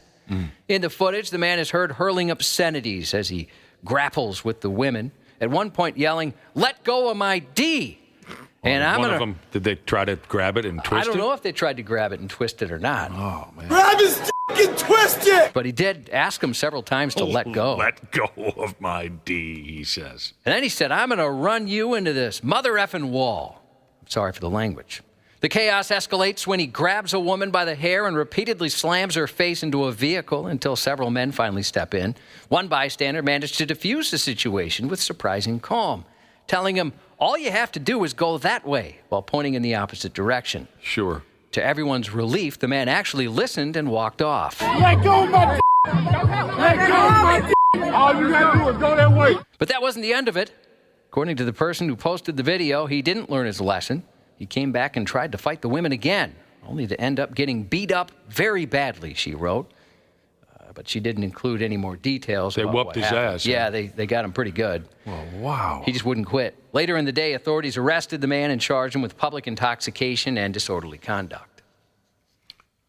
Buck wild scene over there at the tailgate party. Yeah, they were a little hopped up. There's plenty of police chase videos showing highly skilled officers executing a badass pursuit intervention technique to bring a chase to an end and scumbags to justice. But a Silverado doing a pit maneuver on a Florida trooper is new. The suspect was originally caught going 98 and a 70. When the trooper observed the speeding, he also saw the guy weaving through traffic. As the trooper caught up, he put on the lights and sirens, but it's obvious the guy had zero intention of pulling over. He tried ditching the trooper, but the problem is he can't out-accelerate the FHP Dodge Charger and definitely couldn't outmaneuver it. Then a second Charger comes up speeding. Maybe sensing a pit maneuver was coming, the suspect got aggressive, swerved to sideswipe the cruiser and mangling its push bar in the process. The tables have turned now, he says. Yeah, he said, I got the bigger vehicle. The two kept going at it, angling and maneuvering before the suspect used his pickup to ram the rear quarter panel of the Dodge, pitting it most brutally. But lacking training, the suspect does some serious damage to his vehicle as well. Sure. Shearing off his front passenger wheel, causing the Chevy to list to that side like a sinking ship. Instead of shopping, though, he kept driving on three wheels before an unmarked Charger comes in and finally pits the Silverado, ending that chase. Let me see your hands! Get out of the car! I didn't want this, man. I didn't want this. What's that? I respect you. That's my favorite. Did he say let go of my D? No, he didn't mention that at all. Grab his fucking twisted! He said he didn't want this. He didn't want I didn't want this, was what the driver said? And then he ends by saying, I respect you, man. He went through all the drunk emotions. Oh, he's totally hammered. Angry, sad, feeling bad, and then saying how much he respects him. Yeah. That guy's cute. Luckily, the trooper was okay, and the driver also was lucky. The trooper didn't open fire. Hitting a cop is a great way to eat a lead sandwich, but they held back. After arresting the suspect, they found empty liquor bottles and smoked marijuana, so being impaired may have been a factor. Well, he gave him a good run, didn't he, this guy? Yeah, he did okay for a little bit there. A woman with the biggest balls in Ohio stole an ambulance last week right in front of police. The Richmond Fire Department was dispatched near the Wayne County Jail after staff were approached by a woman asked to be taken to the hospital. When medics showed up, they called for help from law enforcement. But just as officers arrived, 43-year-old Amanda suddenly hopped into the ambulance and sped off. Officers gave chase, following the stolen vehicle until the pursuit came to an end at a hospital. In short, she started at the jail, drove herself to the hospital, and ended right back at the jail. Not exactly the round trip she was hoping for, police wrote. She now faces charges of resisting law enforcement, theft, and unauthorized control of a motor vehicle. A Missouri woman took a motorcycle during a test ride last month, to a test ride, and ignored the fact she was supposed to bring it back. Got to bring it back. Yeah. Nobody specifically told her, but it is an assumed part of the test ride. Yeah, there wasn't a sign or anything. How was she to know? The 42-year-old and the victim met over Facebook Marketplace to discuss trading vehicles. They wanted a straight-up trade. August 22nd, they arranged a meeting outside a bar with the intention of the victim possibly trading his Suzuki motorcycle for the woman's Infiniti G35. Things started off normally. The victim first took the Infiniti for a quick spin and brought it back. Then it was the woman's turn to hop on the hog. She rode off on the motorcycle, but that was the last time he saw of her. After waiting and growing suspicious, the victim looked more closely at the Infiniti that she had offered and realized something wasn't right. Turned out the car she tried to trade was stolen. Duh. A week later, she was tracked down and arrested. Well, that's pretty shady. Yeah, I'm with you on that. Video surfaced of a New York City subway operator allowing kids to take an above-ground train out for an illegal joyride. A stunt transit officials condemned as reckless. You let the kids drive the train? Yeah. Yep. That sounds fun. The clips show the operator letting children handle an MTA train in the middle of the day. In one video, the worker can be heard encouraging a boy at the controls. Go. Scream. Moments later, the child honks the horn at the next station, and it's announced over the loudspeaker. Was he just trying to be the cool adult? Well, it's possible, yeah. There's another video with a different boy. This time, the kid was wearing a safety vest, if that means anything to you. He was steering another train. I know I'm 47 years old, but I can relate to you young people. The operator stood nearby as the kids operated the train, prioritizing caffeine over catastrophe, though, as he He holds a cup of coffee in one hand and a phone in the other, was not paying attention at all.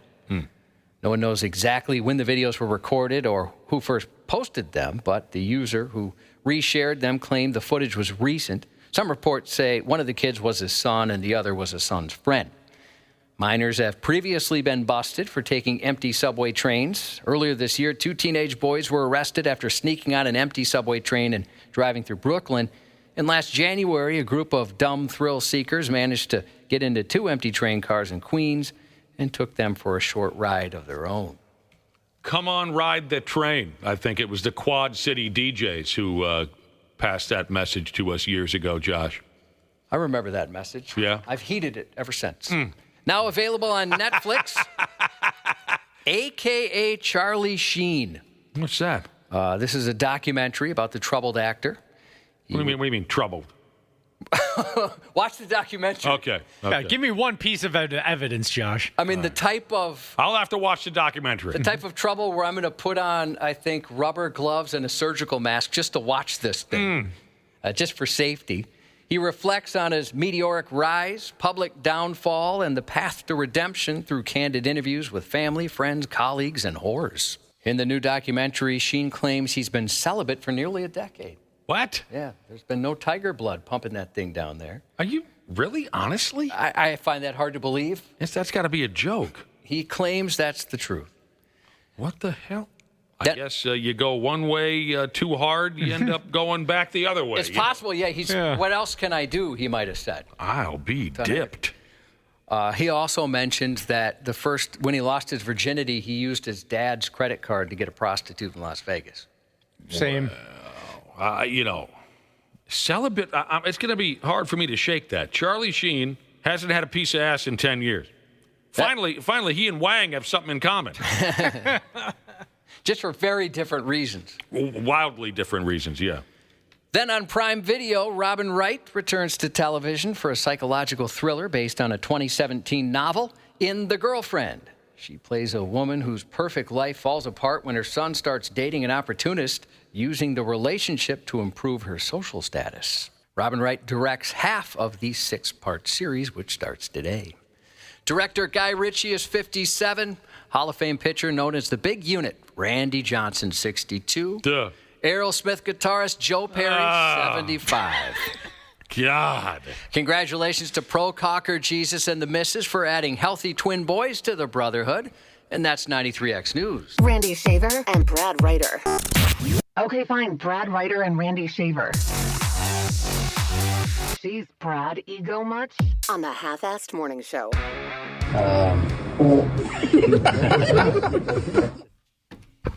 Fart. What the hell was I doing here? That's Phillies pitcher Aaron Nola being interviewed in the locker room a night or two ago, and one of his teammates dropped ass in the background. And it was a big hit, as you heard. The media really enjoyed it. It was a big one. Everyone's having a good time. Speaking of ass, here's the ass man himself, Randy Shaver. Hi, Randy. Oh, wow. Great intro. Also, more of a boob man. Brad Ryder. That's what I was thinking. I don't ask for much in life, and I don't ask for much from you guys, but I need that sounder you just played, that intro sounder. We can do that, no problem. I need that sent to me, please. We'll get that to you, Brad Ryder. Somebody farted in the background of the interview with Aaron Nola. Is this becoming a challenge, I think, in big league locker rooms? As soon as the media shows up and puts the mic in the face of the star player, someone tries to conjure up a fart? Possibly. Or are they just so used to media being in there, they're just their guards down? Or from being in a lot of locker rooms as a PR person, I can tell you that athletes have done this for a long time. On purpose? Yeah. Or for yeah. sure. Okay. Oh, yeah. They try to do it when the media opens up the microphones? No, not necessarily. Well, yes, but they try to drop a little, cloud bomb when the media comes around. Cloud bomb. Because they don't like you. They don't like the media types like Randy Shaver and guys like that. Right. But I'm just wondering because we're seeing more and more of it. Josh also has audio earlier this baseball season. I don't know if we played this when it happened. I think we did, yeah. A San Francisco Giants pitcher by the name of Logan Webb couldn't keep it together. He was being interviewed with one of his teammates dumped their pants in the locker room. Bumgarner, Gum, and Juan Marichal. At least 4 outings with. I'm sorry. At least 4 outings with 10 strikeouts and no walks. What does it mean to you to be in that list with those guys? I'm sorry. Sorry, guys. Farts are always funny. Not wrong. You hear the crack ass, you hear some giggling, and then he closes out Logan Webb by saying farts are always going to be funny. He couldn't continue with.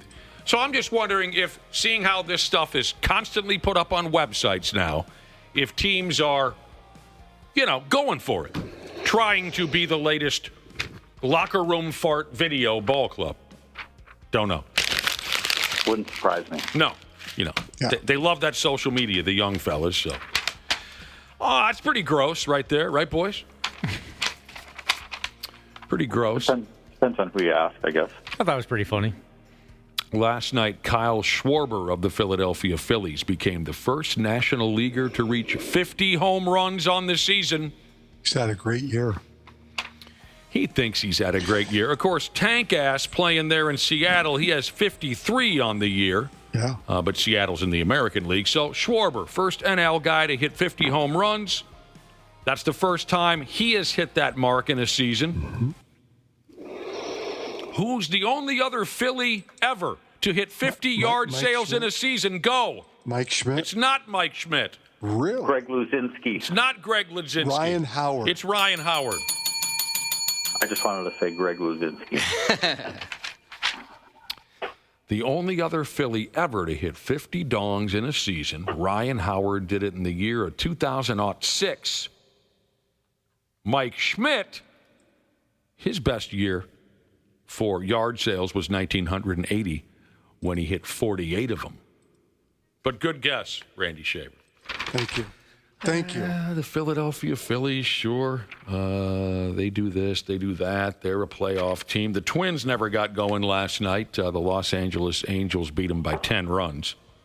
There's a fly ball deep to the right field corner. Look out. McCusker's there. It's gone.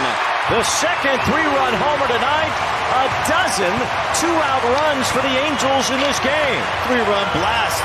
12th of the season by Acuna Makata. Somebody hit a home run there for the Angels. Caution. Licensed music ahead. This part of the program has been edited. This is the most lost I've ever been on air. There's a player for the Angels named Acuna Matata? It sounds like that kind of, yeah. And then what is that audio from? The Lion King. The Lion King. It's one of the most famous songs out of that movie. Never saw it! Jesus. Your wife has to get you out and get you to I bet she's seen get caught up.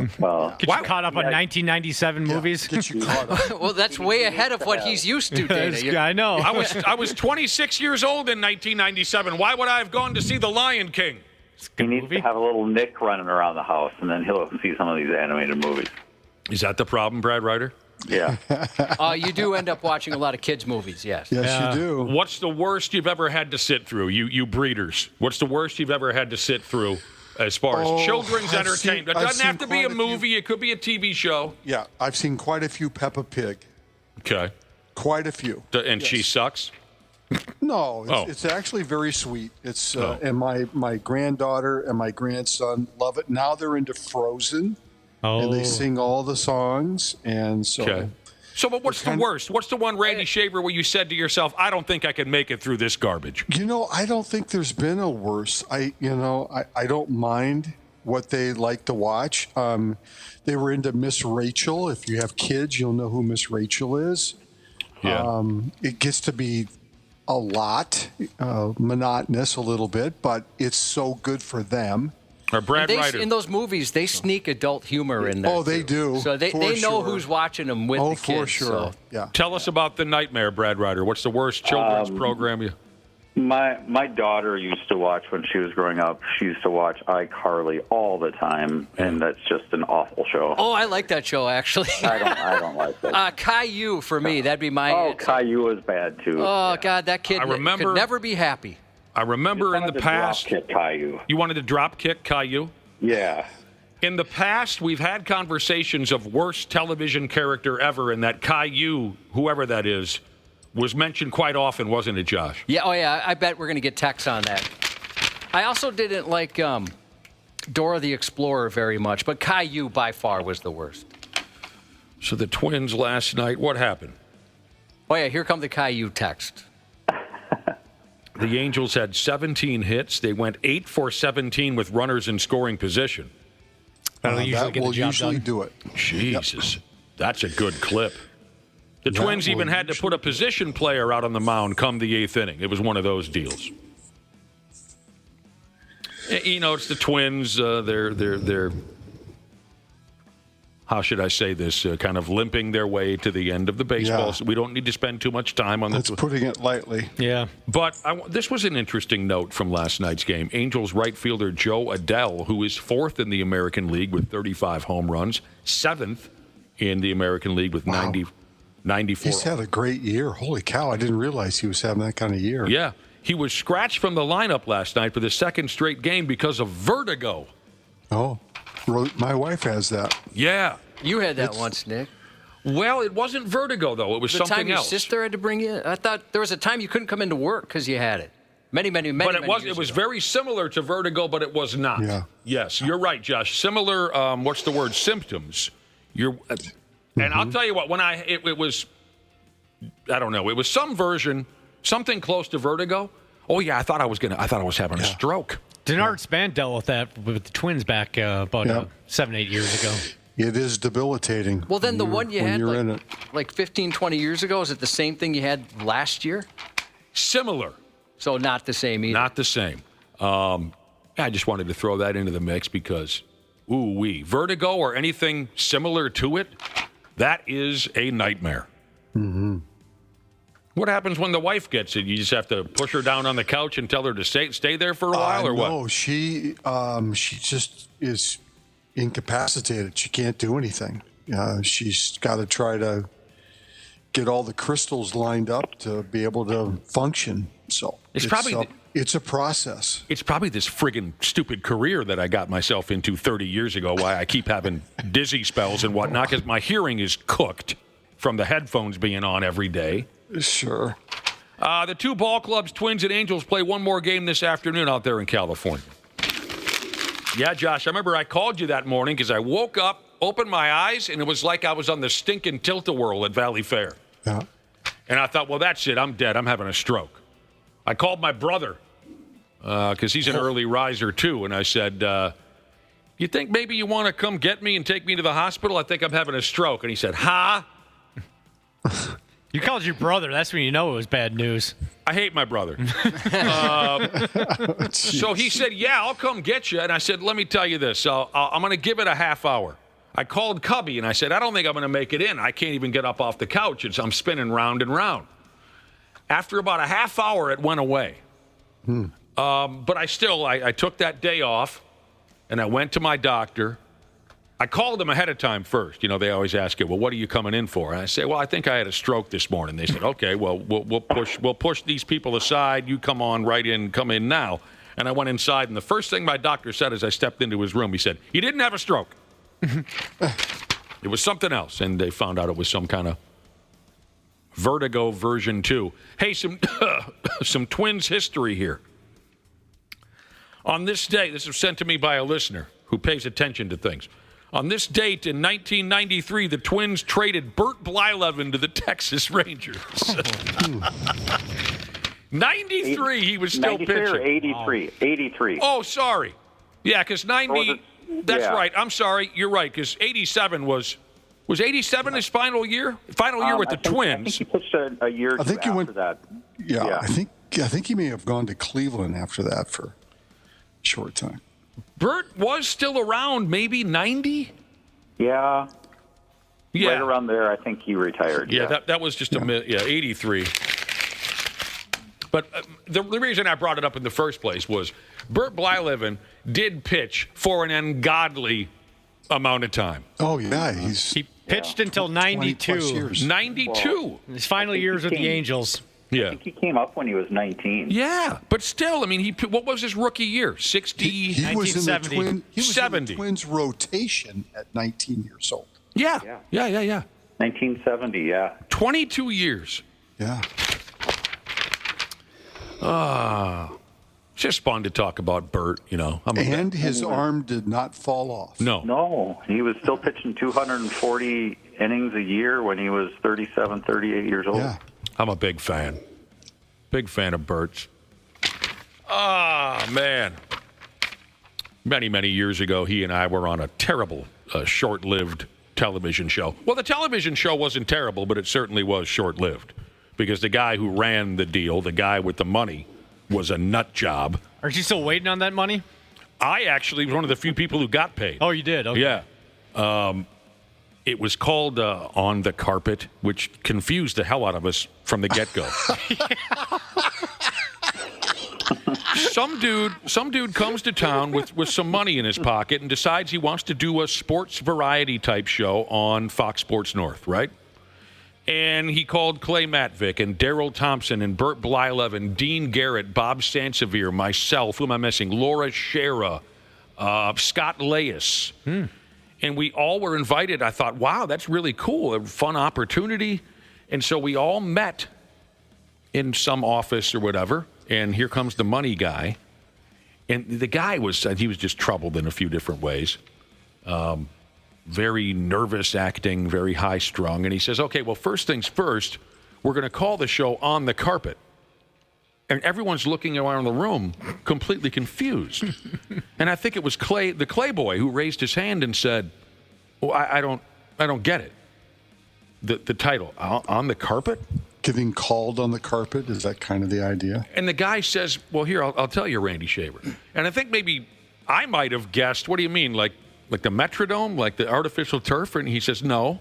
He says, well, you guys know how, like say you're at a party and you want to bring up a conversation. You say to people, hey, let me throw this out onto the carpet real quick.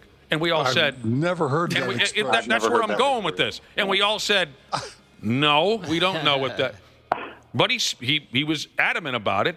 And we had fun. And I thought some of it was very good. But after, 8 episodes or something, the guy, he just upped and said, I don't have any money for anybody. We have to shut the show off. And I know quite a few of those people never got paid. Never got paid. Where in God's name? We were talking about Bert Blylev. He was one of the people on the show. And one of the hardest I ever laughed while working there was Randy Shaver, being a TV guy. You probably know. I mean, this is inside industry stuff. Most of you folks wouldn't understand. But we did like a trial run of the opening of the show. So we're all sitting in chairs on a little stage. There's a live audience. Okay, trial. We're going live in 20 minutes. Let's do a trial run.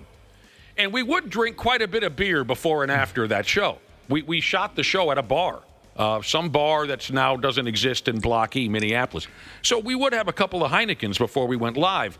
And Bert's got his beer sitting next to his chair during the trial run.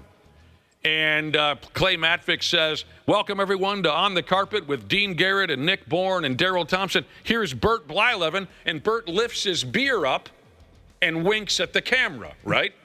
And the boss says, hey, Bert, that's cute and everything, but we can't do that when we go live. Well, when we went live, he did it all over again. And I think Bert was thinking, pay me, dude. Then you can tell me how to operate. God, that was great. Picked up his Heineken live and looked into the camera as if to say, word. 2 years after, I just looked up, 2 years after he left the Twins, 1989, he went 17-5 with the then California Angels. Fourth in the Cy Young voting, 5 shutouts, ERA of 2.73. Through 241 innings. Oh, my God. That's great. Age 38. That is amazing. That'll never happen again. Hey, we were talking not that long ago about ticket prices. I don't know if Randy Shaver and Brad Ryder were involved in this conversation. We were talking about, my God, what it costs. No, I wasn't. Okay. It's unfair. It's sleazy. It's disgusting what it costs now to go to a concert or go to a ball game. Mm-hmm. Well, here's something for you. Here's someone who might be able to kick it in the other direction. I don't have high hopes, but a gal in Washington, D.C. wants to start a class action lawsuit on behalf of all sports fans who have had to pay junk fees when buying tickets to events. Her name is Jamie Gustafson. She's suing the Washington Nationals, her hometown ball club, in federal district court after being charged more than the quoted and advertised prices for baseball tickets. She noticed when she looked at her credit card statement, she had been charged a higher amount than what had been advertised. And she's pointing at a couple of junk fee practices that a lot of you might be familiar with. Drip pricing, partitioned pricing. And these are different little sneaky ways that add to your overall cost. She has asked for her lawsuit to be certified as a class action lawsuit on behalf of anyone who bought Nationals tickets from the team through the MLB Ballpark app or through MLB.com prior to a certain date, this and that. Good luck to her. Yeah, that'd be great. There have been times where I go to buy a concert ticket, say it's like $50. I've got $50, I can swing that. All of a sudden, you get into the cart, and that ticket with the fees is like $97. It's almost twice as much just on fees than the actual ticket itself costs. I can't remember exactly how far it goes, but there is new legislation here where at least it has to be more clear ahead of time, so what you just described doesn't happen. Right. That's right. It has to be part of the original price that you see. So you're not shocked by the price. That's correct. Yep. Because that is the worst. You're right, Dana, where at the very end, this doubled from what I thought it was going to be. Like, all right, I can swing that. That's not bad. And then all of a sudden you get to the end, you're like, what the heck? And I'm like, well, it's in my cart, I guess, whatever. Someone did the arithmetic. Jesus, you brought in some harsh stuff today, Dana. Someone did the arithmetic 2 years ago. In the year 20 and 23, the live event industry, whoever that is, earned around $7.14 billion in revenue from junk fees just in that year. Jesus. So, I mean, will this go anywhere? Likely not. But I like this gal's style, and I'll help her out in whatever way I can.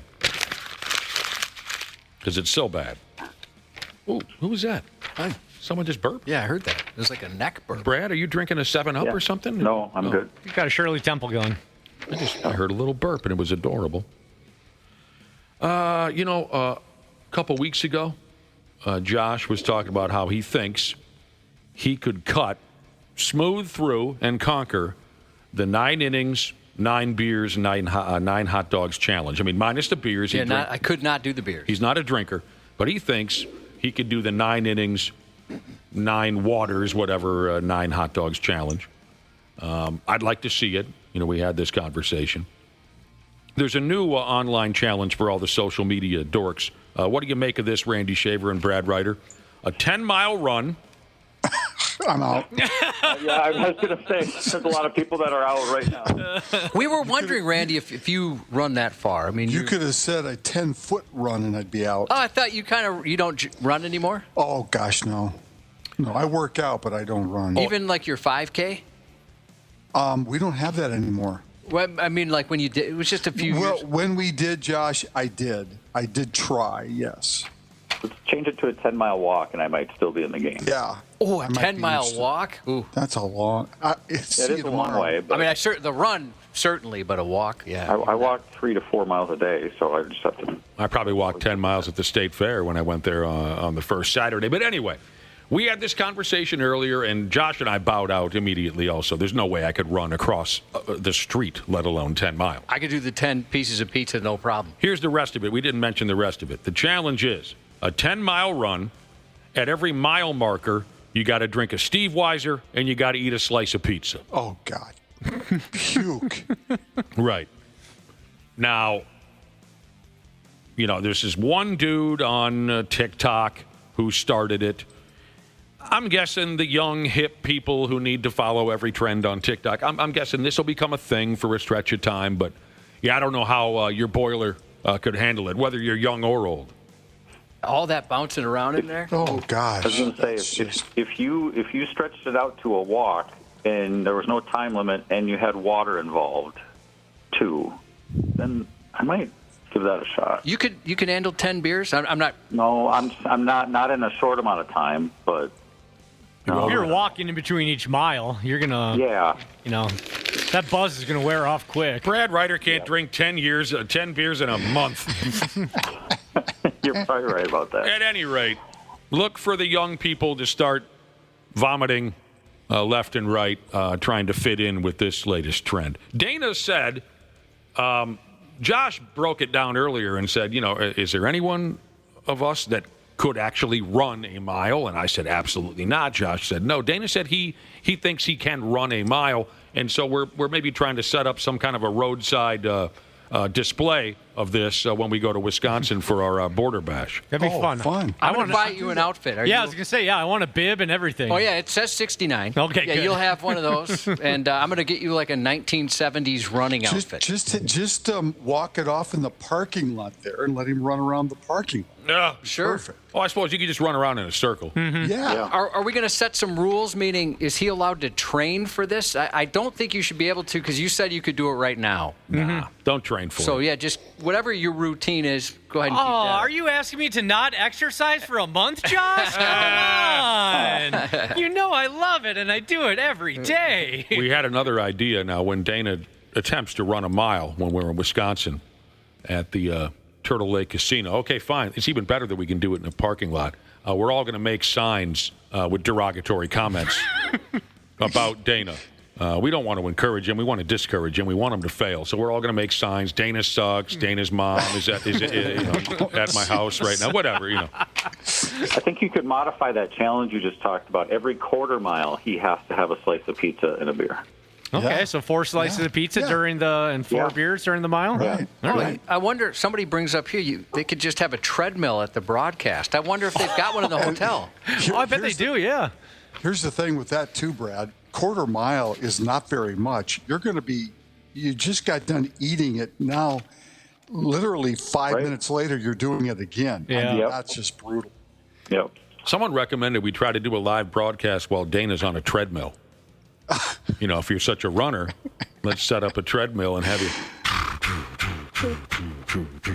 Hey, Smashing Pumpkins is coming up next on the half-S. Traffic, there's a crash. It's 160. You guys will love this now. I really did. And I think Randy Shaver and Brad Ryder will also enjoy this. That Bills fan, that Buffalo Bills fan, who was slapping all the Baltimore Ravens upside the head during that ball game a few nights ago. And then he got shoved across the stands by Lamar Jackson, which was so funny. We learned yesterday he's been banned from all NFL stadiums, which Josh and I had a conversation earlier. We think that's a little harsh. But anyway, dude went on television to apologize with, just like Andy Kaufman did on David Letterman with Jerry Lawler all those years ago. Dude had a friggin' neck brace on, and he apologized for what he had done. I want to apologize to DeAndre Hopkins, Lamar Jackson, to my family and my friends. I let the moment get the best of me, and I let everybody down. I just really wanted the Bills to win, and I never meant to hurt anybody. Also, I was playing against Lamar in fantasy, and I was double angry. Lastly, I will miss going to Bills games, and Josh Allen, if you see this, I love you so much, and I really never meant to hurt you. Oh, my God. He felt bad about it, obviously. Are you kidding me? Very remorseful. So he's banned from the stadium, but not necessarily banned from the tailgate lots. I hope I see him next month and with his neck brace on. I'm not trying to be a dick, Josh, but really, honestly, can we hear that one more time? Sure. Because the ending is so good. I want to apologize to DeAndre Hopkins, Lamar Jackson, to my family and my friends. I let the moment get the best of me, and I let everybody down. I just really wanted the Bills to win, and I never meant to hurt anybody. Also, I was playing against Lamar in fantasy, and I was double angry. Wow. Lastly, I will miss going to Bills games, and Josh Allen, if you see this, I love you so much, and I really never meant to hurt my family. I was double angry. He's double angry, Brad. I don't care who you are. That's funny right there. That neck brace made the bit. Oh, my God. That's hilarious. We gotta get this guy and Wingding together with a case of beer because that dude is funny. Oh, man. You pick him up, you dropped him. Jesus thinks that fans should show up at the next Bills game with neck braces on. I bet they will. That's a solidarity. Good Dana, you should at least try and start that when you go. Absolutely. Oh, God. That's just too good. When are you going, the first week in October? First week in October, Sunday Night Football against the Patriots. You got to wear a neck brace, bro. Please do. Oh, and speaking of ticket prices, I got real lucky. I bought the tickets a couple weeks ago, and now the resale value after that big comeback win where that guy got thrown out of the game, they jumped up by about $150. So I was able to get in at a lower price. Good for you. Good for you. That sounded very sincere. As sincere as the apology. What do you want me to do? Come over there and give you a hug or something? I wouldn't mind a hug. Everybody could use a hug. I think that Bills fan, a good imaginary ride on a motorbike would cheer him up, I bet. Oh, my God. Also, so good. Isn't that beautiful, Randy Shaver? It's so good. Double angry. I was I'm double start angry. Telling people I'm double angry. I have to write that down for a team name for next year. Yeah. Double angry. I'm not angry. I'm double angry. I have been double. Also, somebody texted in and said they once were triple angry. I didn't even know it went that high. Ooh. All the social media dorks also think it's cute that the Buffalo Bills have gone ahead and signed a punter who looks exactly like a famous comedian by the name of Bill Burr. Bill Burr. Yeah, he looks just like him. Burr? To the point where I thought somebody maybe used AI. They do look a lot alike. To blend the faces. If that's legitimately what he looks like, if I saw him in the airport, I would assume it was Bill Burr. And then you throw in their coach, Sean McDermott. He looks like Bill Burr as well. They got three of them. The punter goes by the name of Cameron Johnston, and he does look like this Bill Burr character. Bill Burr. Bill Burr? Yeah, there's it's a space. two separate. It's yeah, not one it's word? It's a first and then a last I thought name. it was like Cher. No. Or There's a surname. Carrot Top. You did too know that. You're just no, I thought it was one name, like give Wilbur, me Sting or come on. Bill Burr. Bill Burr. His name is Bill. Burr. You hit the space bar, Burr. Yeah, the space bar is important there. Okay. Oh my God. William Burr. All right. Burr. Sorry. Yeah, comma would have worked too, but you're right. The space bar, that's the one to press. Well, there's all kinds of comics with character-y type names. I'm sorry, I thought he was. They do look a lot alike. My damn. Oh man. Kind of like Cubby and Gus Frerotte. When Gus Frerotte was playing for the Minnesota Vikings, and I saw his little, his media picture, whatever they call it, like his picture from the team yearbook. Cubby and Gus Frerotte look a lot alike. Anyway, this new punter, Cameron Johnston, he was with the Stillers last season. He played for the Rams. He played for the Raiders. He played for the Argonauts. What's this? Bill Burr, the comic, is Billy Corrigan's half-brother, the guy from Smashing Pumpkins, Billy Corrigan? Is that a true? I thought that was proven not true. Yeah, I'm not sure. There was like a whole thing about that. Well, by the way, somebody sent in a picture of Billy Corrigan earlier and called him the adult Caillou, and that's pretty good if you know what Caillou looks like. I do not know what Caillou looks like. I'm more of a Bill Burr guy. Yeah, obviously. Yeah. I think you'd like Bill Burr. You think so? Yeah. I'm sure I've heard his stuff before. I just don't know anyone's name anymore. I'm sure I've heard his stuff. We're only 1 week into what I'm sure will be another painfully long NFL season, and already articles are being drawn up on head coaches who might get the gas. According to one article I read, along with troubled Vikings head coach Kelvin O'Cranberry, the other coaches on the hot seat are Zach Taylor of the Cincinnati Bengals, Kevin Stefanski of the Cleveland Browns, Brian Schottenheimer, Dallas Cowboys, Shane something, who coaches the Indianapolis Colts, Steichen. Well, all those Steichen, all those teams won except for Cleveland. The Bengals coaches ain't gonna get. Oh. And the Bengals will probably win this coming Sunday. Yeah, Brian Daboll of the New York Giants and Brian Callahan of the Daboll. Yeah. I could see the Daboll guy getting fired, but. After the Vikings wrapped up their game against the Bears the other night, wide receiver Justin Jefferson did something nice for a kid at the ball game. Justin is wandering around, and he has around his neck his Sports Center Top 10 chain. I'm not sure what that means. Top 10 plays? Oh, after the game, they hand him a chain because he was involved in one of the top 10 plays of the week. I'm not sure when he got it. He may have had, maybe he had one created when he got it. Yeah. Anyway, he's wearing a Sports Center top 10 chain, big giant thing.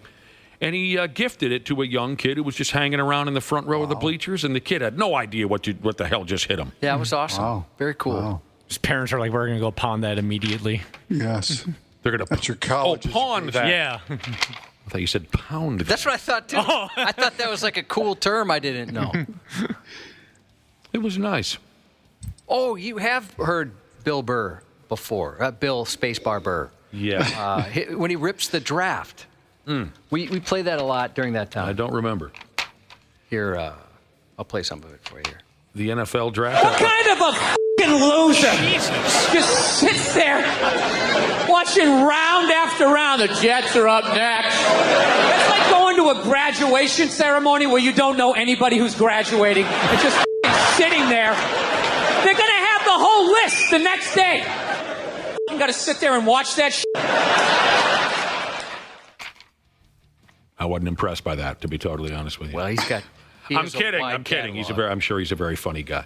Okay, our listeners have all the inside information. We bring up Bill Burr. They tell us that he's cousins or whatever with Billy Corrigan from the Smashing Pump. And then we bring up this little kid who got Justin Jefferson's chain, and people are telling us that that's his girlfriend's child. They've got all the inside information, if in fact that's true. But it did remind me of another heartwarming moment between an athlete and a fan. One night at In Cahoots in Hamel, Minnesota, the late legendary Mr. Perfect, Kurt Hennig, gave my bro Big Al his WWF ball cap. That's awesome. The difference here being that Al was probably 27 years old at the time. But Kurt Hennig still took the time to appreciate his very drunk and fully grown adult male fan that night. Did he keep it, I hope? Yeah, Big Al still got the hat. That's great. Came off the head of Mr. Perfect. He didn't pound it immediately afterwards? He might have. Did it kind of remind you of Joe Green when he tossed the jersey? Yeah. Here you go, kid. Runway. Yeah. Here you go, kid. It was pretty funny, Big Al, where we're sitting at In Cahoots. And there's Mr. Perfect. And a lot of those wrestlers from that era did drink at In Cahoots. The Minnesota wrestlers, you could see Kurt Hennig in there quite often. And Big Al was hammered. We were all hammered. He approached Kurt Hennig and said, can I have your WWF hat? And Kurt Hennig said, well, you got to give me the hat off your head. So Kurt Hennig walked out of there with a hat on it that said Goldschlager.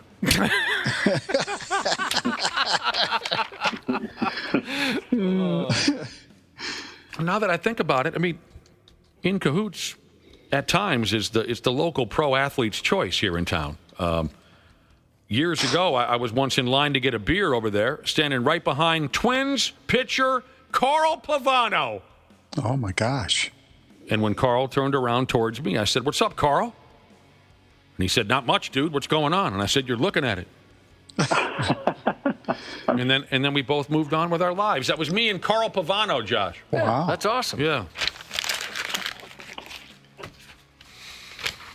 He had a successful cup of coffee here. Yeah. He did well. Yeah, Carl. Yes. Throw a lot of innings. Carl can hang out. 8, 9, 10, 11 innings. You could put Carl out. Spent some time with Alyssa Milano, too, so there you go. Jesus. Really? Criminy. Was she at Cahoots? If she was, I wouldn't have been saying what's up to Carl. I wouldn't even have noticed him. I forgot about that, Brad Ryder. Yeah, that was the story, that he was dating Alyssa's Milano, who was just a little pickle back in the day. Wasn't she, Cubby? Yeah. Man. Well, this is too bad, and I never made an effort to see it, and now it's gone. Sports fans everywhere, I'm sure, are heartbroken. It says that Karen Rogers will no longer be making appearances on the Pat McAfee television. Why? Yeah, he's all done. Why? I don't care. Why? I don't know. I wonder if I had heard, and I don't know if it's true, that the Steelers requested it. I wonder if that's true. And also, Pat McAfee was paying him out of pocket for those appearances. Maybe he just realized it's not worth the investment anymore because nobody cares. Yeah. No. I missed it. I never saw it.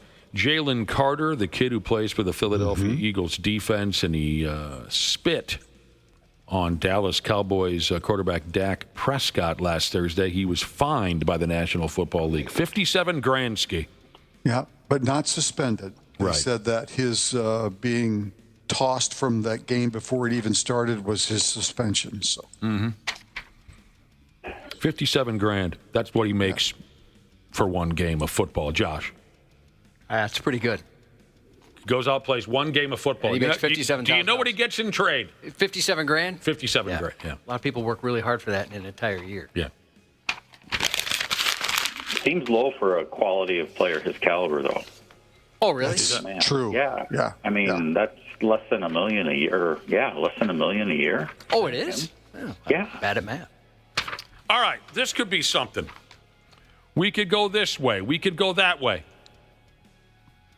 Hell, we might have even made this list. A website called Awful Announcing is cut loose with what they call the 25 most influential sports media personalities of the 2000s. I'm going to check the list to see if we're on it. The 25 most influential sports media personalities of the 2000s. I'm going to go ahead with it. You can tell me if you love these people, hate them, never heard of them, whatever. The most influential sports media person. Number 25, Colin Cowherd. Oh, you're not a fan, huh? No. No. Yep. Not a fan. Number 24, Ernie Johnson.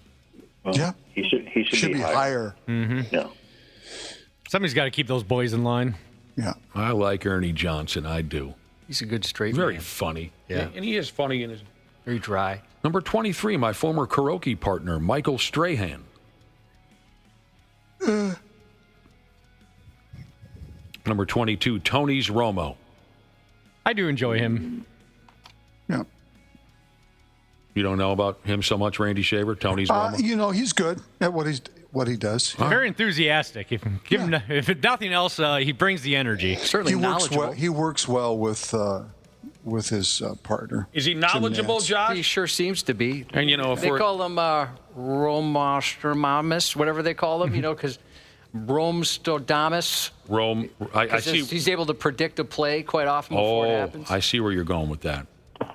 Number 21 on this list of influential sports media personalities. I'm a little lost on this one. A character called Dan Big Cat Katz and Eric PFT commenter Solenberger from a show called... Okay, forget it. Pardon my take. Yeah, they're popular. Oh, I don't know them. Number 20, Mike Florio. I've heard the name. Yep. He's an NFL guy. Yeah. Do you know who loves Mike Florio? Go ahead. Mike Florio. He is very full of himself. Number 19, Dan Labatard. Labatard. No, not interested. Don't like the guy. Number 18, Mina Kimes. Okay. Number 17, Stuart Scott. Oh, God, I love Stuart Scott. I miss him so much. Wow. Should probably be higher, too. Yes. Oh, he had a great run over there. Died young, didn't he? Yep. Died young. Number 16, Dan Patrick. Love Dan Patrick. He should be higher. He should be number one. Yep. When he and Keith Olbermann were doing Sports Center together. The Big Show. But you know what? I will say, I think, honestly, his impact in the show that he does now is just as good. He's so good at that talk show that he does. Yeah. He's one of the only guys, Randy, that isn't putting on an act, not doing what can I say that's going to get me the most attention? He gives it to you straight. He's real about it. And his guests are all appreciative of that. Mm-hmm. They all, I mean, he gets the best out of everybody he talks to. Yeah. 15, Jim Nantz. Yes. 14, Kirk Herbstreit. Yeah. Mm-hmm. Works hard. Yeah. Hard worker. 13, Bob Costas. Yeah. Mm-hmm. Number 12 on the list of most influential sports media personalities. Here we go. Joe Buck. Yeah. Honestly, Bob Costas should be higher than that. Okay. When you think about his career and everything he's done, Dude did the Olympics with pink eye. Come on. Yeah, I mean, he should be higher. I loved watching him cover the Olympics with Should pink be eye. ahead of Joe Buck for sure. But, we talked about this not too long ago, Josh. Has this town finally let go of the Joe Buck nonsense hatred? Oh, I'm going to disagree just based on text from people saying Joe Buck better not be on this. What is the problem? Well, I don't. He's good at his job. What is the problem? Yeah. He made one comment about Randy Moss, and this town will go to... And Randy Moss and him now laugh about it. This town will go to their graves disregarding everything the man says. He's even apologized and said he's embarrassed by how he reacted to it. Well, Nick, don't you know that all the announcers are against us? They're all against us. Let it go, everybody. Let it the F go. I thought what Randy Moss did was stupid, too. Number 11, Skip Bayless. No. God. He's the worst of the hot take artists. Bob Costas. Come on. Jim Nance, Kirk Herbstreit, Bob Costas. Come on. Skip Bayless. No. Number 10 is Aaron Andrews. No. Number 9, the aforementioned Pat McAfee. No. No. I mean, he's popular, I guess. But. Yeah. Number 8, I'm not familiar with someone called Dave Portnoy. Yeah, Barstool Sports. No. Number 7, Doris Burke. Who covers the National Basketball Association. He should be on the list. I'm not sure about that high. Yeah. 6, Scott Van Pelt. Yes. I love Scott Van Pelt. He's super good. Isn't it a damn shame? Really good. It's a damn shame, though, that Scott Van Pelt finally got a hold of this I'm the main guy on SportsCenter, right? He's the lead guy on SportsCenter. He's their top star, and he got that job, and now no one really gives two pumps about SportsCenter. Right. Oh, I it's not like it was 25 years ago. No, I agree, because there's many more things you can watch now these days. Right. But after games, when he comes on, he's so good. Mm-hmm. Yeah. I don't follow it. I mean, I the guy's wildly talented. Good for him. He's so good. I don't watch all that post-game crap. Number 5, these are influential sports media personalities of the last 25 years. Number 5, it's a tie. NFL stalker Adam Schefter and unstable NBA psycho Adrian Wojnarowski. They are the two that break the news. 4, Tony Kornheiser and Michael Wilbon. Yeah. PTI back in the day was just must-see TV. Yeah. I wouldn't go that far, but I enjoyed the show. 3, Charles Barkley. Yep. 2, here it comes, Josh. Stephen A. Smith. No. God, no. That's a lot of fart noises you've made. He should be in the top 10, but not number 2. No. I like the guy. And number 1, I've heard the name before, but I couldn't tell you what he does for a living. Bill Simmons. Sports guy. Oh, God. Sports guy? He started at ESPN on page 2 as a sports guy. He was one of the first sports writers to kind of write from a fan perspective, not an objective perspective. Oh! And he's gone on to do many, many things. I agree with this listener who texted in, Josh. Where in the hell is Booger McFarland on this list? Did anybody else have their own mobile? No. Booger's got one. There wasn't a Kornheiser mobile. There wasn't a Labitard mobile. There wasn't a Romo mobile. There was a Booger mobile. Better yet, where's Clay Matvick? We were talking about the Clay boy earlier. Oh, yeah, you were here. Yeah, it's not too long ago. I really like Booger McFarland. He's very funny and he's very knowledgeable. Everyone kicks him around. I don't know why. I'm just glad Shaquille O'Neal didn't make the list, because did you hear what Shaq did back when he was a player? Oh, yes. I heard he had an incident with the toothbrush. I'll tell you what he did. He secretly shoved a teammate's toothbrush up his own anus. Into his colon with feces and whatnot up there and all that. And then Shaquille O'Neal put the toothbrush back to where he found it and then laughed when his teammate put that same feces-covered toothbrush into his mouth. He should be in prison for that. We're getting a few people that said Dennis Miller was left off that list. You needed an internet connection to watch Dennis Miller, because you'd have to look up the references. I know. I'm not smart enough for this. He was once on the cover of Sports Illustrated. It's whenever we bring up Dennis Miller, I compare him to David Lee Roth. If you're going to have a conversation with either of those men, what did you say, Josh? What do you need in front of you? An internet connection so you can Google the references. A thesaurus, an encyclopedia. There are no two human beings on planet Earth who make deeper, more bizarre references in a conversation than David Lee Roth and Dennis Miller. I wonder if maybe did they grow up in the same neighborhood or something? I don't know. I wonder if we're just not ready for them. If generations down the road, they'll realize they were the two most influential people of all time. Right. I am kind of surprised that Chris Berman wasn't in here, but maybe he's more of a 90s guy. Yeah. Maybe he's more of a 90s personality. So there you go. If you forget what Shaq did, I'll remind you next week. Oh, God, really? I'm not letting that go. Every time his name comes up, I want people to be reminded what he did.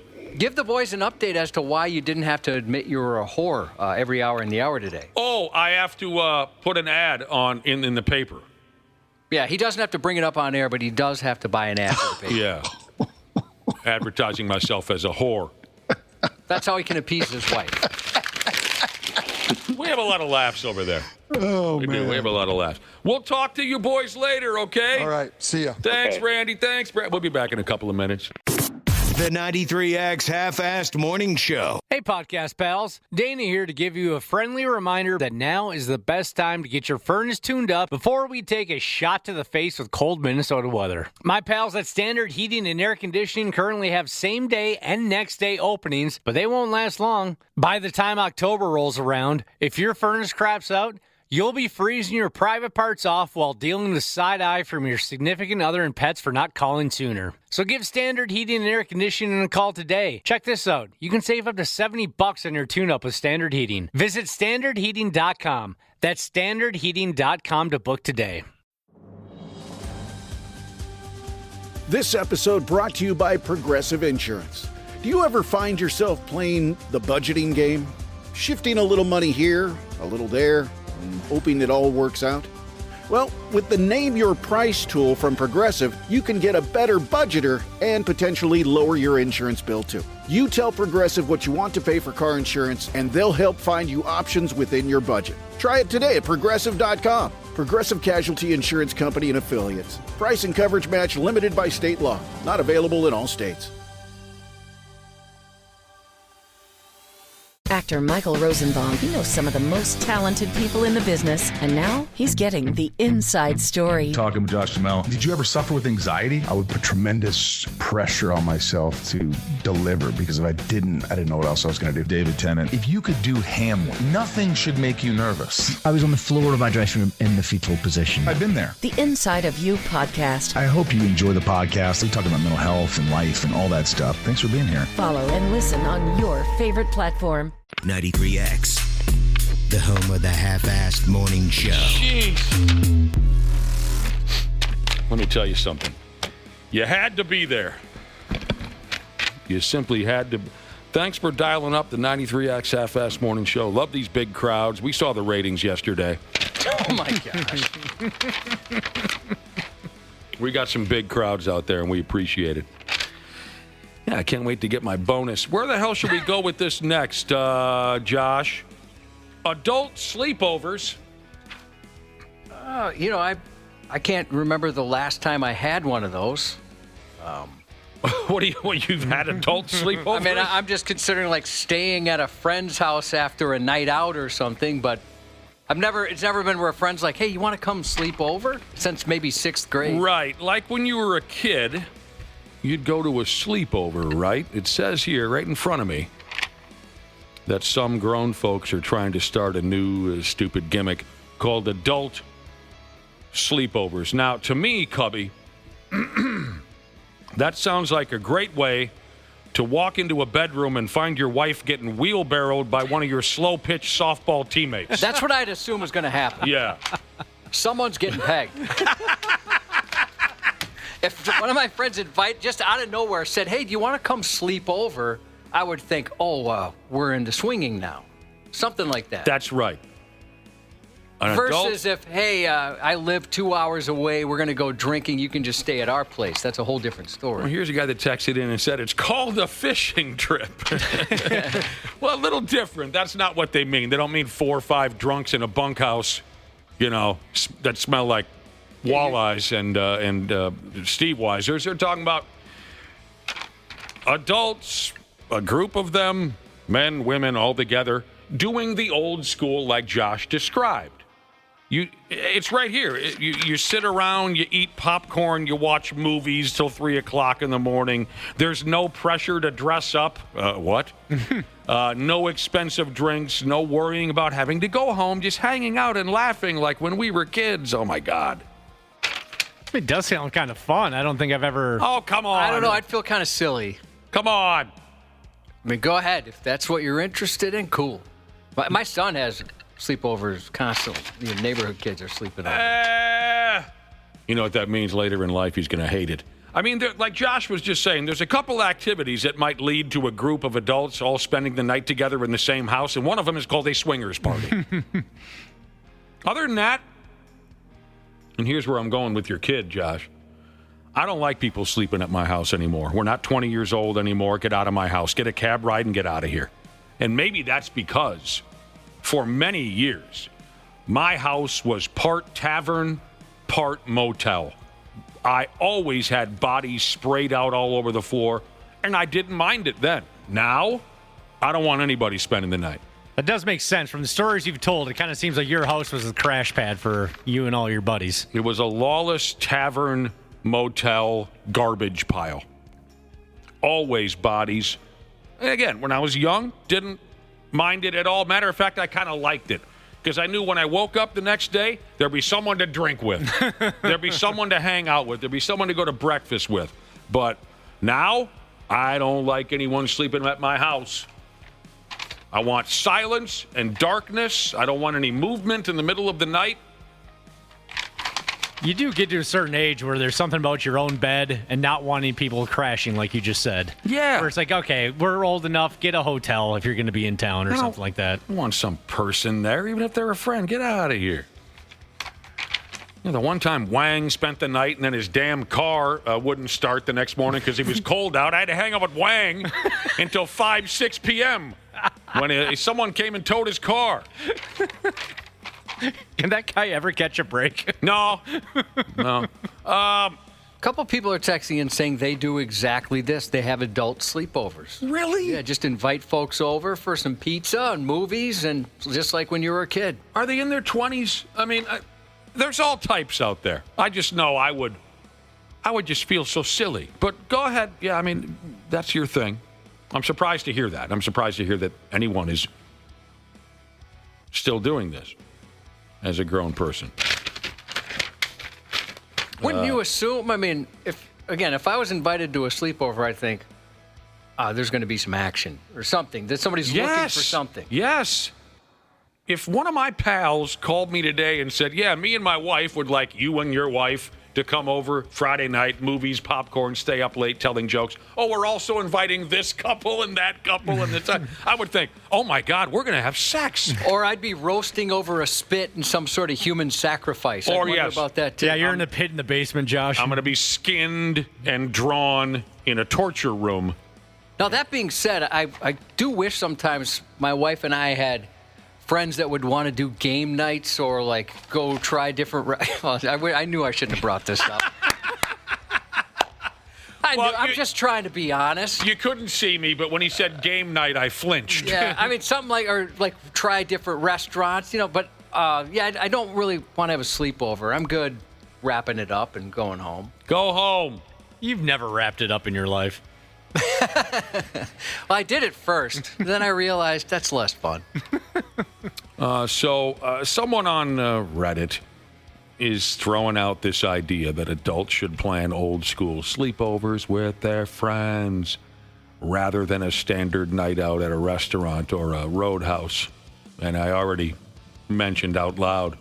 They said, think about it. Movies, snacks, talking until 3 a.m. Number one, I'm not staying up till 3 o'clock in the morning for any damn thing anymore. No, that's frustrating. Anything. Nightmare Jesus said sleepover versus DUI. Yeah, that's not what we're talking about. Totally. Yeah, we mentioned that, like, if you get too drunk. And get a cab ride. Yeah, that's completely different. Yeah, nobody's suggesting that. This is more just, it's intended like, hey, come on over. We're going to do some stuff like we were kids and you sleep over. But, if this guy wants to bring it up, I'll go ahead. If my drunk friend is at my house and he can't get a cab ride, I might ask him to drive. That's how badly I don't want anyone sleeping at my house anymore.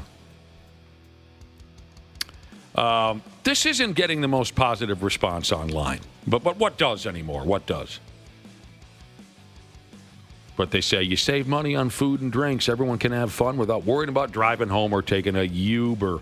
One individual who commented on the subject here on social media said, I like being social from time to time, but I'll do everything in my power to end up in my own bed with nobody else there. Wonder why that is. I'm the exact same way. I know. You've been that way since you were a kid. Yeah, I mean, even the Wisconsin broadcast, I'll stay as late as it goes, real super late in the night, and then I'll want to drive home. I just like being home. Yeah, I know other folks like that as well, Josh. Yeah, back in the day, I remember many times waking up after a crazy night at my old house, and sometimes it would take me a while to identify who it was that was sleeping on my floor, couch, or guest bedroom. I don't recognize that person. Sometimes I wouldn't know who the hell they were because it was someone who paired up with a friend. Who the hell is this? Now I can't imagine. I'd be so aggravated by that. It's funny how people change. I've completely changed in that department. Felt bad for my dad a lot of the time because he'd come home from driving over-the-road truck and he'd walk into just... It looked like Bedlam. Bedlam. Whether we were, sometimes he'd walk right into a full-on party, and he was always really cool about that. As long as we had a few beers for him, he'd be cool about that. But I was more specifically talking about he'd come driving in the morning, and we're all 15, 20 people still unconscious. He's got nowhere to sit. You know what I'm talking about? People are sleeping in his favorite chair. We were pretty. A window had been punched out. He's got to ask how that happened. You know what I mean? People hooking up in his bed. Oh, I did that. I did that. And once he did walk in on me. Oh, no. Yeah. This person says they're 39. My BFF, who asked me to be his best man in his wedding, has a handful of sleepovers a year. We order food, play video games, Magic the Gathering, watch anime. It's cool as hell, but my wife thinks we're dorks. Yeah. I can see how she might come to that conclusion. And I just said a minute ago, Josh, it's funny how people can change. If there's one message I want to put forward this morning on that subject. If I could change, and you could change, everybody can change. What movie Rocky for? Half-assed morning show 93X. Oh, my damn. Before we get out of here, we got to go pretty soon. We were talking about adult sleepovers, just like back when you were a kid. Everybody comes over. You stay up all night, joking back and forth, eating pizza, watching movies. Not my thing. But a few of you seem to be into the idea of adult sleepover. I just don't like anyone spending the night at my house anymore. I'm kind of like that, too, and I hope that doesn't come across as dickish. I just kind of like it to be... Why would you be... No one thinks you're a dick. Rude. I don't want to be rude. Or vice versa. I don't really want to stay at somebody's house. You're not a dick. You're not rude. I like my home bed, home bowl, all that stuff. Sure. Now, when we were talking about it a few minutes ago, I had forgotten. I used to embarrass the hell out of myself when we were younger. And it was more acceptable for everyone to crash, after a night of drinking. And here's how I'd embarrass myself. When I'd really get hammered back in the day and I fell asleep in your guest room or whatever, I'd sleep till noon. And that's awkward. Well, not lingering because I'm unconscious, for Christ's sake. It'd be one thing if I woke up at 6 a.m. and just hung around all day. I love to sleep, and I'm the best in the county at sleeping. And when I was young and I'd get really hammered, I'd stay down till noon. So you can imagine, Josh, everyone else woke up at 7 or 8, left, and whoever's house I'm at, they're sitting there waiting for me. They were nice. They could have easily kicked the door open and said, get the hell out of here. But kind of awkward. Everyone else has been awake for 4 hours. I walk out. It's noon. Yeah. I'm just a pile of garbage. They've already come and got back from breakfast. Oh, yeah. Kids are napping and things like that.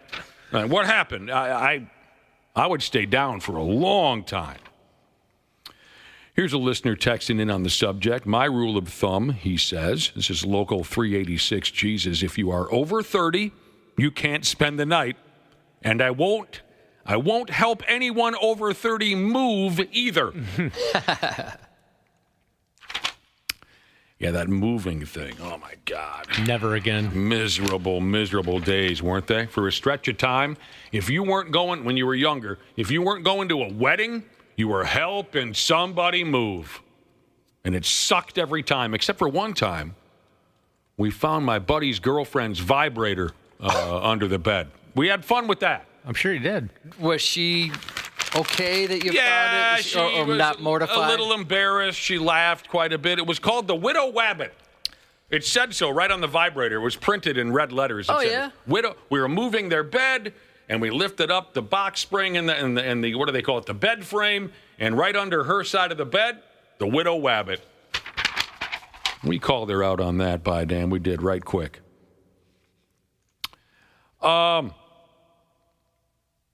Minneapolis Dan, Jesus, texted in also about the sleepover thing. Oh, he says, you're free to spend the night at my house, but know that I will stay in bed until I hear you leave. I've definitely done that before. What's the best way, Josh? We learned this years ago from an old friend of ours. What's the best way to get someone out of your house after they spent the night? Strong cup of coffee. Might percolate things in your gut, number two, and they're not going to want to do that at your house. Well, specifically, I'm sorry, I got ahead of myself. Specifically, they were talking about a one-night stand. Yeah, that's what she meant. Brilliant. Yep. If you have a one-night stand and you wake up and go, oh, God, that was fun, but I kind of want this sumbitch out the house, make them a strong pot of coffee, give them a cup. Within minutes, nature takes its course, and most folks don't want to unleash the flurry. How do you say it? Fury. Most folks don't want to unleash the fury in the home of their one-night stand. Yeah. Love that. I love that approach.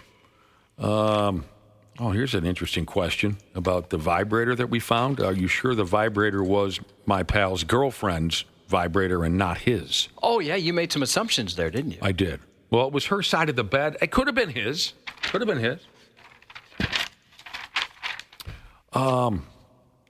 And this is all I have now on spending the night at someone else's house. How would you deal with this, Josh? Dude says, one night I went to bed. He had people over. One night he went to bed. When he woke up the next day, someone who wasn't there when he fell asleep was sitting in the living room watching television. Man. Are you following what I'm saying here? Yeah. When he went to bed, this guy was not in the house. And we woke up the next day, that guy was sitting in the living room watching television. Hey, what's up, dude? So, it's like a comedy movie. Yeah, when the hell did you, who are you? When did you get here? He helped himself to a bowl of Honey Nut Cheerios, just sitting there watching TV. Oh, it's been a while since I've had. That's a good cereal right there. Were there any other bodies? Were there any victims? That would weird me the hell out. Yeah. Who the hell is this guy? All right. I've never lived in I grew up in a commune and there was people over all the time. Right. But I never had your experience. I never had a roommate that was crazy popular. I was never crazy where there was just people staying over all the time. I've never really experienced that. Maybe it was you that wasn't super popular. Well, I just said that, yeah. I threw myself in there, too. You did. I'm sorry, I missed it.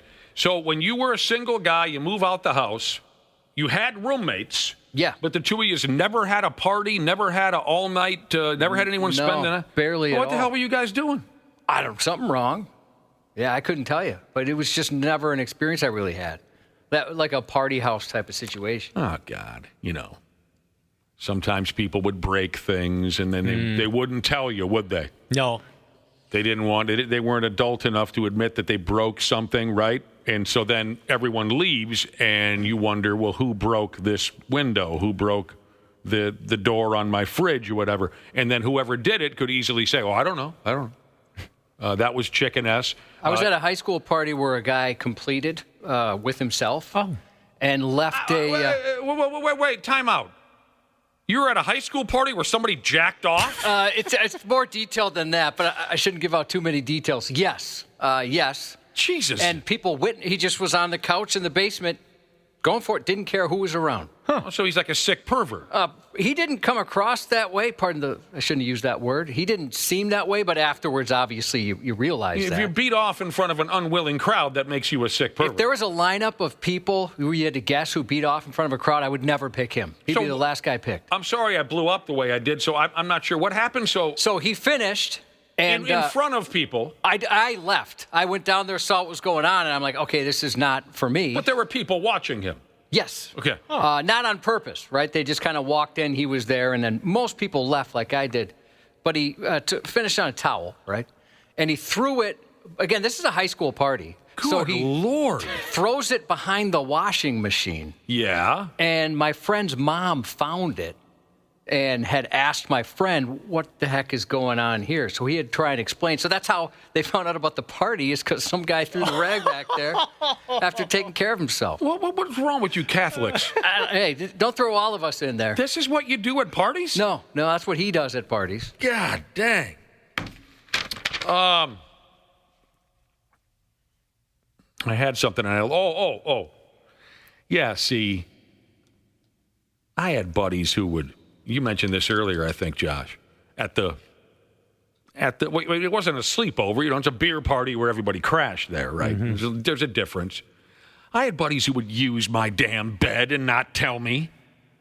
You know what I mean by use my bed? They'd drag a gal in there, and then they wouldn't tell me. And I'd get in the bed. Oh. And sometimes there were things left in the bed. And you know what kind of things... Yes. Yeah, so I guess now it's more obvious why I don't want anyone spending the night at my house anymore. And I haven't for years. They'd leave things in the bed. I wouldn't appreciate that. And I crawl in there. Your own is bad enough, but somebody else's. Jesus. Well, we got to go, Josh. I'm sure you got something or another. Yeah, I want a quick note here. You can always reach us on the Luther Kia Bloomington text line, 651-989-9393. We love to know who's out there. We love to learn about you. We love the Jesus and Jesus names. Also want to make you aware, sometimes it's a heavy text day. Somebody texted in earlier and said, hey, you missed my shout-out yesterday. Well, it wasn't ignored. Just want you to know it's true. They come in kind of quick sometimes. If we miss a text, nothing personal. We try to get to everybody. Yeah, sometimes it's personal. Maybe for you. But we do try and get to everybody. Country girl, kind of redneck Jesus, sent in a birthday wish to her handsome, intelligent, talented boyfriend, MJ, 53 today. And hung like a field mouse Jesus would like to wish his beautiful, smoking hot girlfriend, Emily, a happy dirty 30. You're listening to the radio. The 93 X Half-Assed Morning Show. Hey, podcast pals. Dana here to give you a friendly reminder that now is the best time to get your furnace tuned up before we take a shot to the face with cold Minnesota weather. My pals at Standard Heating and Air Conditioning currently have same-day and next-day openings, but they won't last long. By the time October rolls around, if your furnace craps out, you'll be freezing your private parts off while dealing with side-eye from your significant other and pets for not calling sooner. So give Standard Heating and Air Conditioning a call today. Check this out. You can save up to $70 on your tune-up with Standard Heating. Visit standardheating.com. That's standardheating.com to book today.